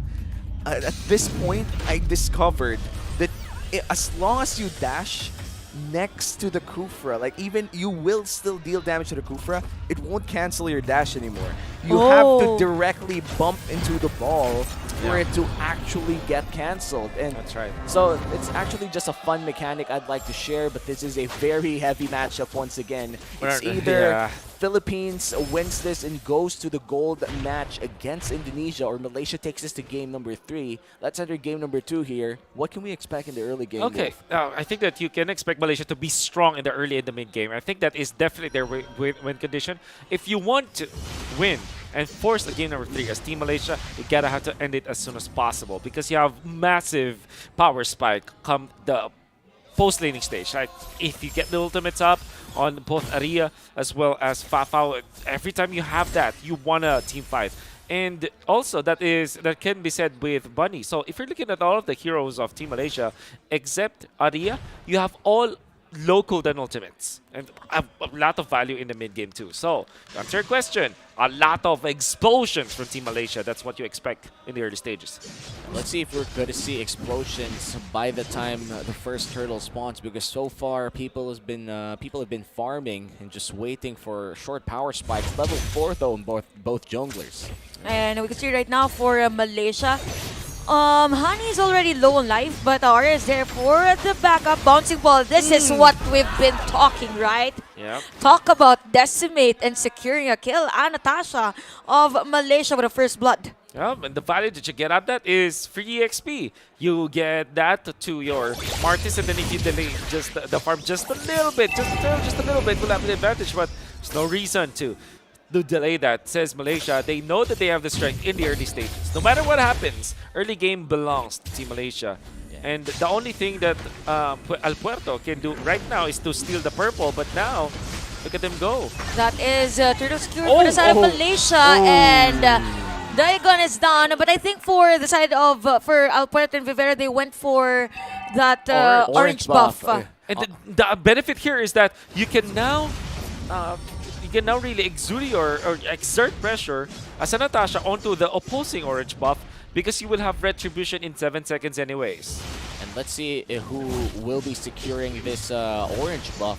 Retribution is down for Alberto, so it's going to be Alberto trying to escape this. Phantom Execution out. Look at the damage coming in, but the Savior ultimate cancels out a bit. And look at this. Diagon going to go in for the Phantom Slash. Will be escaping as well. Malaysia will be able to survive with just one casualty. And that was close, by the way, for Puerto of Philippines.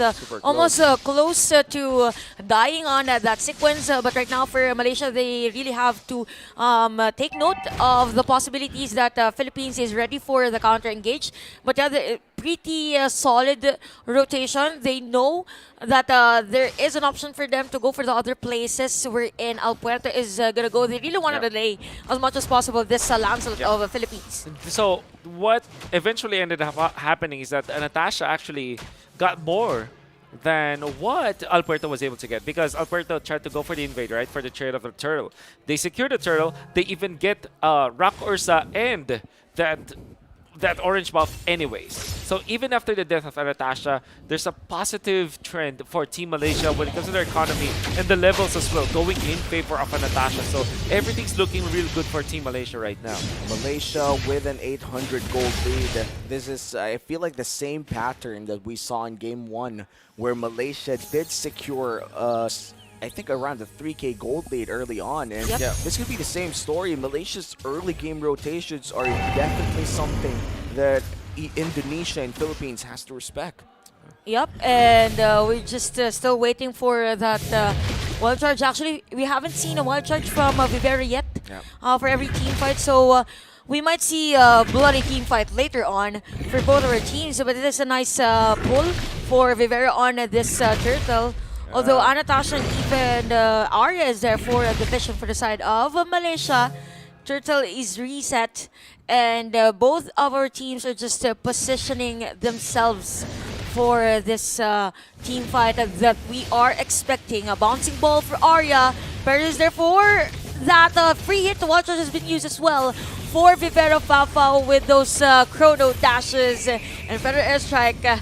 For the side of Malaysia, as the Darling Light has been used as well. Anatasha will secure the turtle and a clean objective taking for both of our teams. Wow. And the Philippines didn't even stand a chance there, right? Because of the ultimate usage coming out from Hani. His position, or her positioning was also immaculate, and that allowed Malaysia to secure that turtle so easily for their squad. Philippines, the only thing that they achieved during that moment is that they were able to clear out the waves. That's why the gold lead did not inflate. And overall, I think it's a great decision to not contest anyways. Alberto, although she tried, she didn't get it. The fact of the matter remains, nobody died from Team Philippines. So as a team that's only trailing behind by 700 gold, that is a very acceptable result. And this is a very close game once again, very similar to game number 1. And we could see like a big rotation coming in from Malaysia, trying to get a bit of Perez here in the bot lane, but Vivero will be guarding Perez with his life, her life. Guardian's Barrier to black out Arya a bit. It looks like the Kufra will be looking for a setup here. Oh! Ice surprise! That is a nice Thunder's Rage for the side of Team Malaysia. And Harith or Fafa will secure the kill. Goes in straight for the turret destruction against the Philippines in front of the Grok. Yes! Wonderful conversion. Threading the needle. Definitely was Arya. And you're gonna think if you're Vivero, you would want to guard your gold laner, right? But it is what it is, and they even convert into a turret bottom lane. Fortunately for the fans of Team Philippines, they're able to get a valuable turret in the middle. Yeah, and that is one of, or not the most valuable outer tier turret, and it's going to be in the mid lane. And if you saw that flicker coming in from Hani, that was such a quick response coming in from the Electo final blow, paired up with the, I think, the Petrify as well. That could have been a confirmed kill if that Petrify combo from the Benedetta were able to secure the Farsa in place. But sadly for the Benedetta, the Farsa just had more reflexes on him, or her rather, my bad. Yep, and for this game again, with the performance of our players, we've been talking a lot with the similarities with the play style, and I believe Malaysia, they just got their groove activated already. I mean, with the timings as well. But what's really nice for the Filipino fans is that whenever there is a big team fight for the big objective taking rather for Malaysia, there is a trade, you know. There was a kill for Malaysia at the bottom lane, but at the same time, it was the middle lane for Philippines.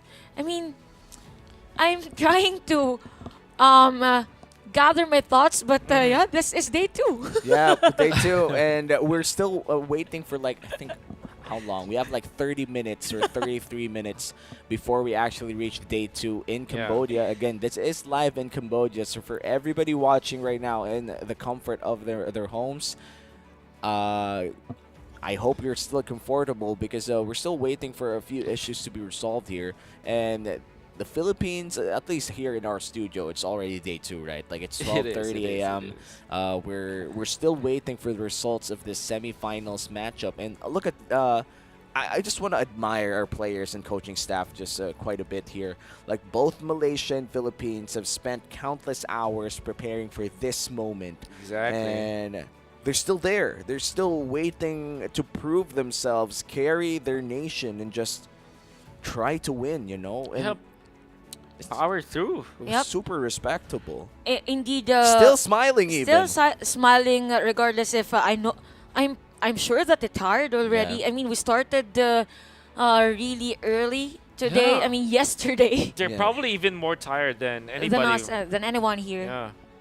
And I mean, mad respect for all of the players. And to the production staff as well, for all the broadcasts that we have, and the people working in the Cambodia Stadium as well. Like those people standing behind the players, they've been there for hours too, and we're trying our best here to deliver the action to you guys. So we really appreciate your patience in the comment section, of course, your kindness to your fellow fans as well. This is something that I feel like is, if you're from Malaysia, you're from Philippines, the differences are there. But at the end of the day, we're all trying to get the same thing. We're trying to secure a big win for the nation. Yep. I mean, that was a moment of silence, of course, to give respect to everyone that is here with us. I mean, everyone that is watching the broadcast, anyone that is there at the venue, the players, everyone, right? We're all here to witness the greatness of our players, everyone that brings glory to their countries. Wonder what will be the difference when we do come back. Oh, I think that we are coming back. Everybody Hopefully. is.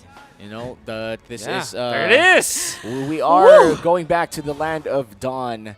And still, this is 7 minutes in. Malaysia still ahead by almost 1,000 gold. And Aria still looking for a good angle. Finds Diagon, but ends up a little bit short there.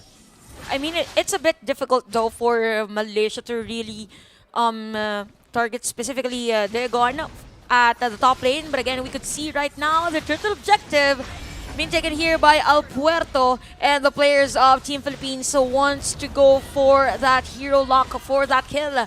But Bunny is still alive. Talk about sustain here for Malaysia. Yep. How'd you do that? Like, the Lapu-Lapu against 4 people, I'm not even sure if he already has that Bloodlust Axe, but on the top end of the map, Malaysia secures another kill. One thing that Diagon achieved is to clear out the minion wave. Unfortunately, another wave is coming up. So that means that there will be a push up top in favor of Team Malaysia. And the response from Team Philippines, they would want to clear out bottom lane. But Bunny is going to be there. Good pokes, however, from Team Paris. That is where the damage should be coming from, because now the DHS is available. So before Bunny managed to survive against the brunt of the damage of Team Philippines, now she cannot stay in front as longer as she would want because of the DHS. What is that? Healing? Is that a Bloodlust Axe already secure? Yeah, okay, you know what? Probably, because it's impossible to have that out of Festival Blood alone. It looks like Alberto will find Aria, but will just vanish right in front of her. And we can see right now for our teams, a bit slowing down in terms of the aggression against each other. But for Team Philippines, I believe that this is their strength. Although they're gonna be the target. That is against 3 players of Malaysia. And no enough damage for Malaysia during that moment. But Team Philippines, again, they're just prioritizing on clearing the minion wave. Same story in game number 1, and this is the one charge that we have all been waiting for. But Arya is still alive. Why do you feel like Malaysia has, what do we call this? I mean, there's a term here in the Philippines that is called agimat. I don't know the counterpart for that in the I'm not English even sure. term. Maybe it's a lucky charm. A lucky charm, yes. An amulet. An amulet Amulet. of protection. Yeah. Malaysia has been surviving a lot of attempts coming in from the Philippines. And the gold lead is slowly diminishing, but the pace is not that fast for the side of Philippines as well. Malaysia is still ahead by 500 gold, but you could say that this game is still dead even. Wow, look at that. Team Philippines, after trailing behind when it comes to the kills, all they needed to do was to farm it out. And when it comes to the levels, you're going to be comparing both junglers. Al Puerto kind of struggled in the early stages. Now does have a little bit, not a little bit, a full level ahead of a Natasha, which kind of means that this Lord is going to be pretty even. This is amazing to see, and I will credit this to the fact that Team Philippines just decided to farm it up. Just farm it up. They know that they're behind. They can now take the game back. Oh, nice laser coming in from Amores, chipping down a few HP bars on the side of Malaysia. But Malaysia, they will be holding control over this Lord area for now. I really like what Philippines is doing right now. They're just really delaying the possibilities for Malaysia to secure this Lord, giving information that they are there with the positioning, but at the same time just taking all the possible resources to be in par in terms of gold. So still the movement is there for Malaysia, but look at the gold. It's just 36. There is a gold swing, actually. Literally a gold swing. Again and again. It's just going to go back from Philippines to Malaysia for the next 2 minutes or so. Well, El Puerto will want to not allow Natasha to get in the same levels with her. So look at it. Look at her go. Just gonna be clearing out the minion wave. Eventually, we'll get to level 14. Oop! Although there is the damage from the side of Malaysia, Flicker has been used. Natasha is there. Amor is gonna be the target. Flicker up for them as well, and go away. By the way, for Perez has been used as Al Puerto is in front. For Team Philippines, are low on life. Again, here's the damage. Jagon. And Philippines right now, this might be the possible counterplay as they take down 2 players of Malaysia. But the counter engage for Malaysia is there as well. Nice stun, by the way, for the skill from...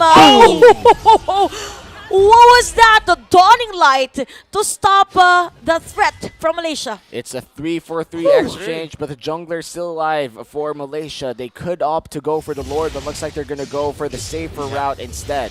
Yep.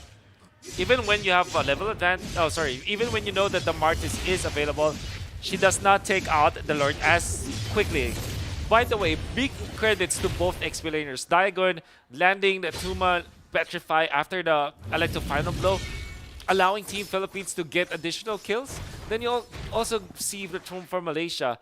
Bunny was on point with the timing as well as the initiation coming out from the Lapu-Lapu. So both XP laners salvaging the team. Fortunately for Team Malaysia, they have taken out Al Puerto. That allowed them to prolong this fight. And now Natasha will have almost the same level with Al Puerto when the next Lord fight happens. And this is going to be crucial. Not really. Al Puerto is level 15. Because this is a Luminous Lord already. Whoever secures this will have a massive gold swing. It was one that we haven't even seen yet in this game.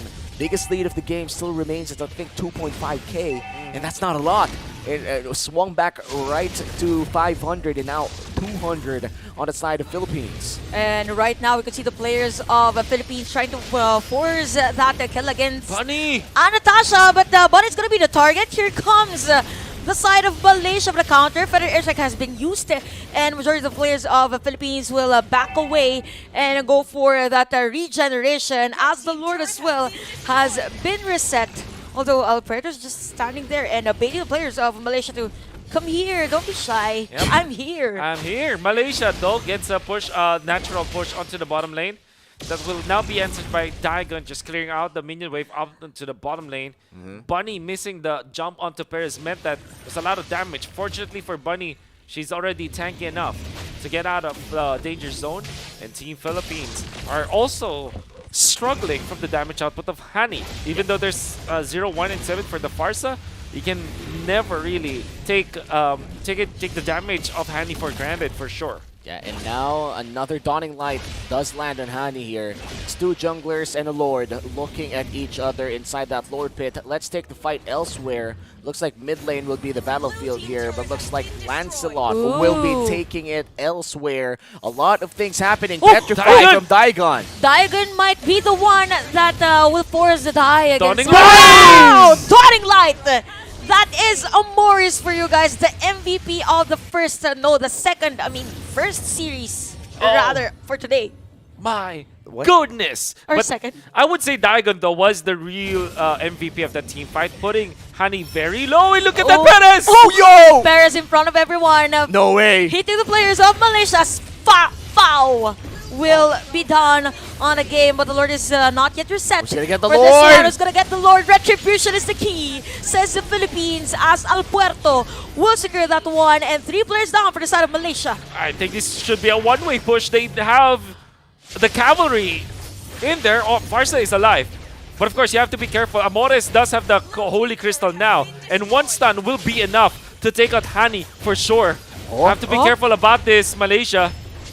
Yo, Amores and Diagon coming in clutch for the past 4 minutes for the side of Philippines. Oh my goodness! The Benedetta with the pokes and, well, actually not pokes, but basically engages. Yeah. And then Amores finishing them off with the Dawning Light. For sure. Yep. Philippines, as we talked about earlier, whoever gets the Luminous Lord will get a big gold swing, but I wasn't expecting this big of a gold For sure. swing. And Perez, of course, outputting the damage, outplaying Fafao, forcing them out of that Zaman force, meaning to say that they cannot hit. And the thing is, with Harith, you don't have actually the best range to land the Synchro Fission in to that Melissa go away. So there's that factor as well. Oh, by the way, Vivero's wild charge has been used already. Successfully destroyed is the turret at the top lane for the side of Team Philippines. And we've talked about Holy Crystal here for Amores. From Holy Crystal to Holy Damage with the Savior. But here comes Electro Final Blow. And the players of Philippines will back away, but they still have the minion wave here at the bottom lane. They could actually destroy this turret. Can but, they, though? With this, oh, look at the damage from Amores. Fafao! Fafao is there. Forced to back away. Conceal has been used under the Dawning Light. Doesn't need any damage, but look at the damage from this Melissa. And Natasha Burning still alive though, and Fafao has been stunned. Philippines will destroy the turret. That was close. And is still another kill with the Dawning Light for the side of Team Philippines. And here at the middle lane, the pressure is on for Malaysia as they're forced to defend their base. Fafao, half HP. Zaman Force already expended, but there are no minions inside the base of Malaysia. And this could be Philippines just waiting it out. Look at this. Guardian's Helm bought by Diagon just for the regen. Just for the regen so that she'll be able to get back into the fray. Oh, she can actually stick it through. Conceal! Look at that! Conceal Seeker in. One charge for Vivero. That is the captain of Team Philippines. Engaging against Malaysia. Free hit Bunny can't take the damage. Hani's First alive. to back away, the only player left. Although Hani is alive this time around for Malaysia, and Malaysia is still alive for this game, but the pressure is just continuous from the side of Team Philippines. 4v5 scenario. Bunny, half HP here. They could go for the lock. The Kufra doesn't land the ultimate. It might just pay the price. Aria, Phantom Execution gets cancelled, but Dawning Light will not land so far. They're going in for the base. A lot has been happening. Even the Lord Cam is here, but we could see right now for Team Philippines, they are forced to back away. Oh my God! Daigon zoning out the players of Malaysia. And this is going to be a monster kill for the Savior. Woo! And this game has gotten into heights that we have not expected. Exactly. And you see, Aria just utilize the ultimate. A la Flecha, so that she'll be able to take away the minions from the range of the building so that Philippines will not be able to lock them down. Eventually, they were able to defend, but then again, You can see Amores for Raising. 3 points. Yep. Gets it to go. I mean, a lot has happened. We deserve a breather, right? Oh, for sure. You know, that was. I feel like the last 6 minutes for Philippines has been very crucial for their potential game-ending push here. And I have to say that despite the 7K gold lead on the hands of the Philippines, we're still looking at Malaysia being able to defend with again a 7K gold lead on the side of Philippines. The Farsa has been stellar. Malaysia as a whole has been really good out here, and still we're just waiting for the troubleshooting to end. Hopefully nothing too serious, you know. These players have been fighting their hearts out, and mad respect to both countries. Yep. What's nice is despite the long games, I mean the waiting time for these players, all smiles still earlier. I mean, it's not visible now, but they were smiling earlier. It's hard to smile in such a high-pressure game, but here we go. Here we go. An evolved Lord in the hands of the Philippines, Watch out not for yet Amores. spawning. Watch out for Amores all the time. I think the combo is Diagon stuns them up with a Petrify, and you have Amores with the spams on the Dawning Light. Someone really has to find Amores if you're Malaysia, because the continuous pokes with the Dawning Lights, even the stun with the Mystic Field. I mean, that's what's stopping Malaysia to really penetrate the defense of Philippines. Big props to Aria, man. Utilizing the Tyrant's Rage just to take out the minions away from the base building threshold, because that was some clutch decision making. And the fact that she did not die afterwards, that's massive. But now, Evolved Lord. Here we go. This might be it for Philippines. Again, they were able to destroy majority of the turrets. We get another Petrify play There you go. for Diagon at this game. But we could see the side of Malaysia trying to defend. But we can see a Alberto! tower lock of Alberto! base. Diagon is there for the tower lock of base. And Philippines will go to the grand finals.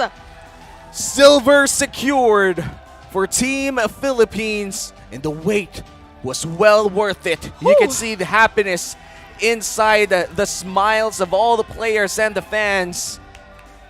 Philippines sweeps Malaysia. And just to remind everyone, Malaysia was leading by a significant amount of gold, maybe 1,000, right? And then, of course, the power levels are on their side. We know for sure that they have the big and massive power spike in the early to the mid stages of the game, but Team Philippines have found the opening. I think I'll credit it to Diagon just finding the proper angles. Found a kill onto the middle, found a kill up top, connecting onto two with the Petrify, and then onto that big stalemate that happened around the Lord fight. She was able to get the jump onto Hani, which allowed them to get a kill to the Farsa, a very crucial and most important cog in the wheel of Malaysia. And then Amores just landing crucial Dawning Lights to end this game. My God, Team Philippines were relentless, and you can also say that to Team Malaysia. And look at this, Malaysia, just big respect towards each other. All smiles, all respect, representing their country and just, you know, understanding each other's struggles. That's the essence of esports, the community building aspect of it all. Congratulations to Philippines for securing the silver medal already, but they still have the chance to secure the gold medal in the grand finals bout tomorrow against Indonesia. But now that we've seen our other teams that have lost their semifinals appearances, we also have the bronze match upcoming. That's right. Which means Vietnam will be facing Malaysia, both of which has been really great surprises towards entire women's league, or women's division rather, of the 32nd Sea Games MLBB. And talking about in terms of the playstyle of our teams, specifically for the bronze match, you know, it's going to be almost the same with this one, because playstyle, the hero pool that they have, maybe they could change things up, but yeah, we're all here for intense MLBB fights. And speaking of intense MLBB fights, we're going to go back just to the most recent intense fight. Wolf, how about you break this down?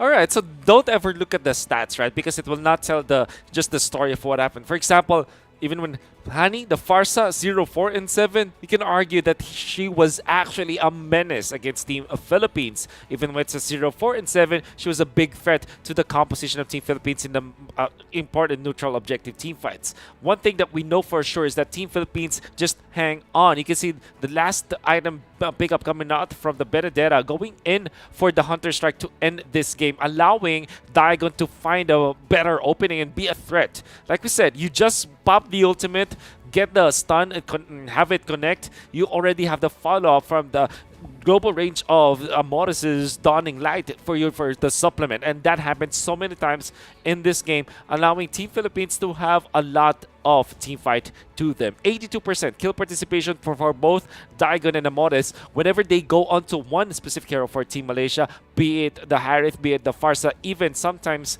this Martis. You know that the kills will be confirmed. Big props to Alpuerto as well, just really showing up in this game. That's also true with Vivero and Perez that you saw with supreme positioning over Team Malaysia, untagged by Team Malaysia. Well, there were times where she will be in danger, but she keeps himself safe, and this is why Team Philippines are able to punish afterwards. So everybody's just really showing up, and you can really say that to Malaysia as well. Arya, you can see a lot of good jumps and good defenses. You can also see with Natasha just leading the pack in the first 2 minutes of the game, allowing for Malaysia to have strong contention in the early stages. And that's also true with Bunny being a menace also, together with Hani against Team Philippines. Team Philippines, however, have the better clutch in the end. Although my personal bet will be Diagon as probably the MVP of the match. You can never really deny that Amores really showed up in this game. Good itemization, going in for the correct decisions as well. 0 deaths on this Xavier,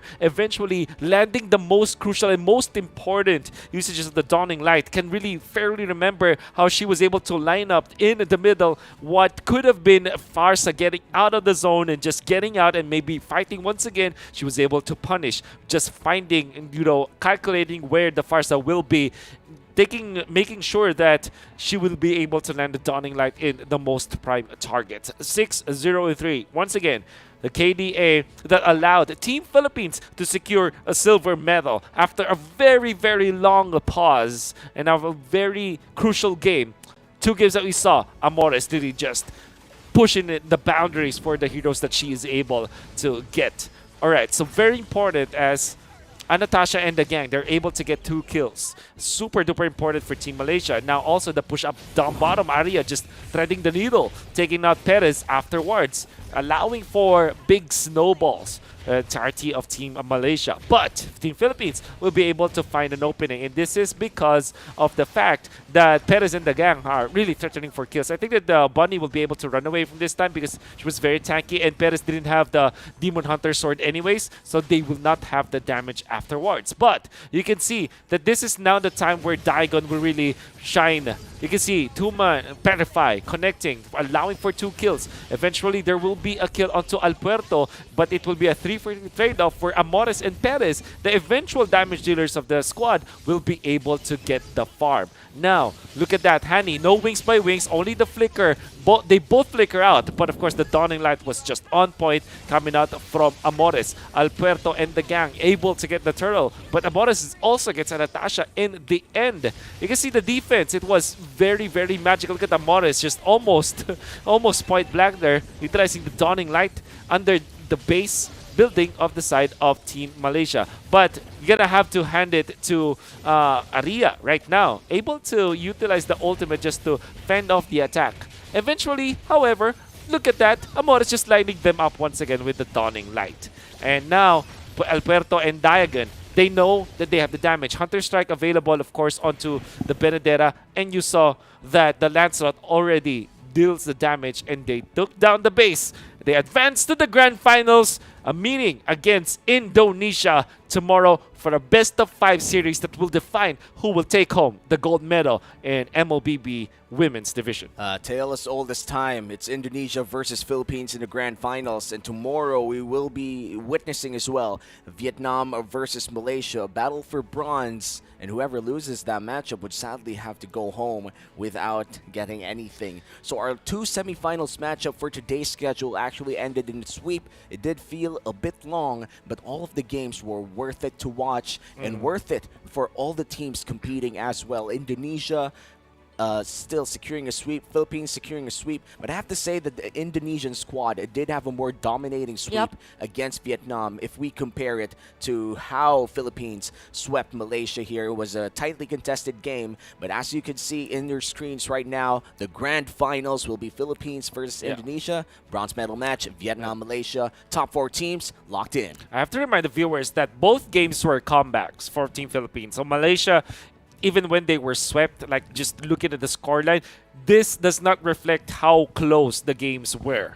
for both teams. And Malaysia really could have easily taken this series, but Team Philippines with that attitude that they were able to just to power through the fact that they were trailing behind. That means a lot for Team Philippines. So this is our schedule for tomorrow. Take note for the viewers that this is GMT +7. So you might want to adjust according to your time zone. So for our first game, which is a bronze match, that is Vietnam versus Malaysia at 13:30 GMT +7. And for the grand finals, it's going to be Indonesia versus Philippines at 16:30 GMT 7.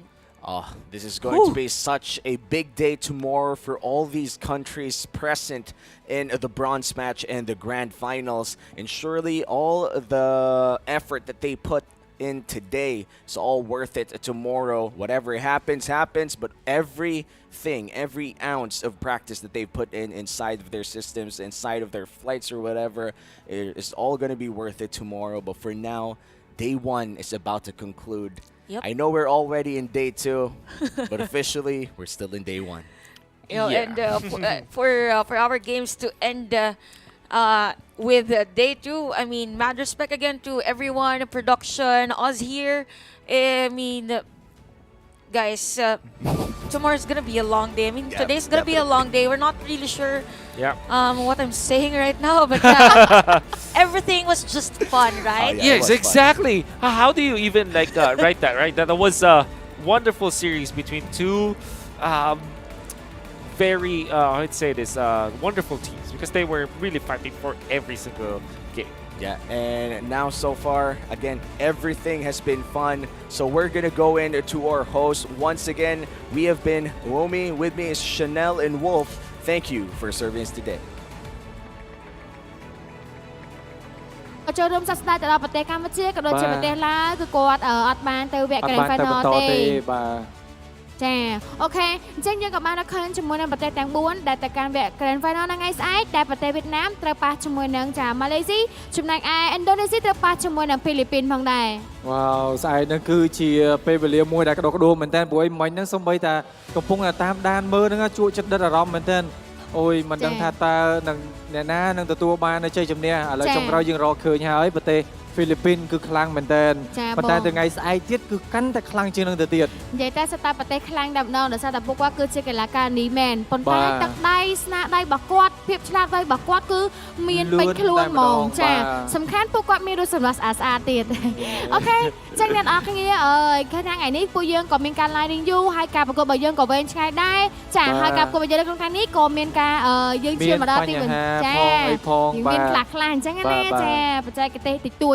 ចឹងទៅក៏សូមអធិស្ឋានដែរអូខេអញ្ចឹងថ្ងៃនេះក៏យើងឈានមកដល់ទីបញ្ចប់ដូចគ្នាផងដែរចាយើងចាំជួបគ្នានៅវគ្គ Final នៅថ្ងៃស្អែកចាជួបគ្នាអញ្ចឹងអរលោកលោកស្រីអ្នកកញ្ញាដែលកំពុងតែធ្វើការតាមដានទស្សនានៅតាមការ live ផ្ទាល់គឺកុំភ្លេចចូលរួមទស្សនាបានច្រើនក៏ដូចជាការ share បានច្រើនទៅដល់ពូម៉ាក់បាទដែលបានគ្រប់គ្រងទៅលើការលេង Mobile Legends មួយនេះផងដែរហើយវិញ្ញាសាស្អែកហ្នឹងគឺជាវិញ្ញាសាកីឡាករនីចាអូខេចឹងក៏ផ្លែជួបគ្នានៅវគ្គ Grand Final នៅថ្ងៃស្អែកចាអញ្ចឹងពីកម្មវិធីក៏ជាមកដល់ទីបញ្ចប់នាងខ្ញុំស៊ីនាងខ្ញុំបាទរ៉ាប៊ីតំណាងឲ្យក្រុមការងារទាំងអស់បើសិនជាមានកន្លែងណាខុសឆ្គងក៏សូមខន្តីអភ័យទោសទៅដល់ពួកយើងផងចឹងពីកម្មវិធីក៏សូមអរគុណសូមជម្រាបលាបាយបាយ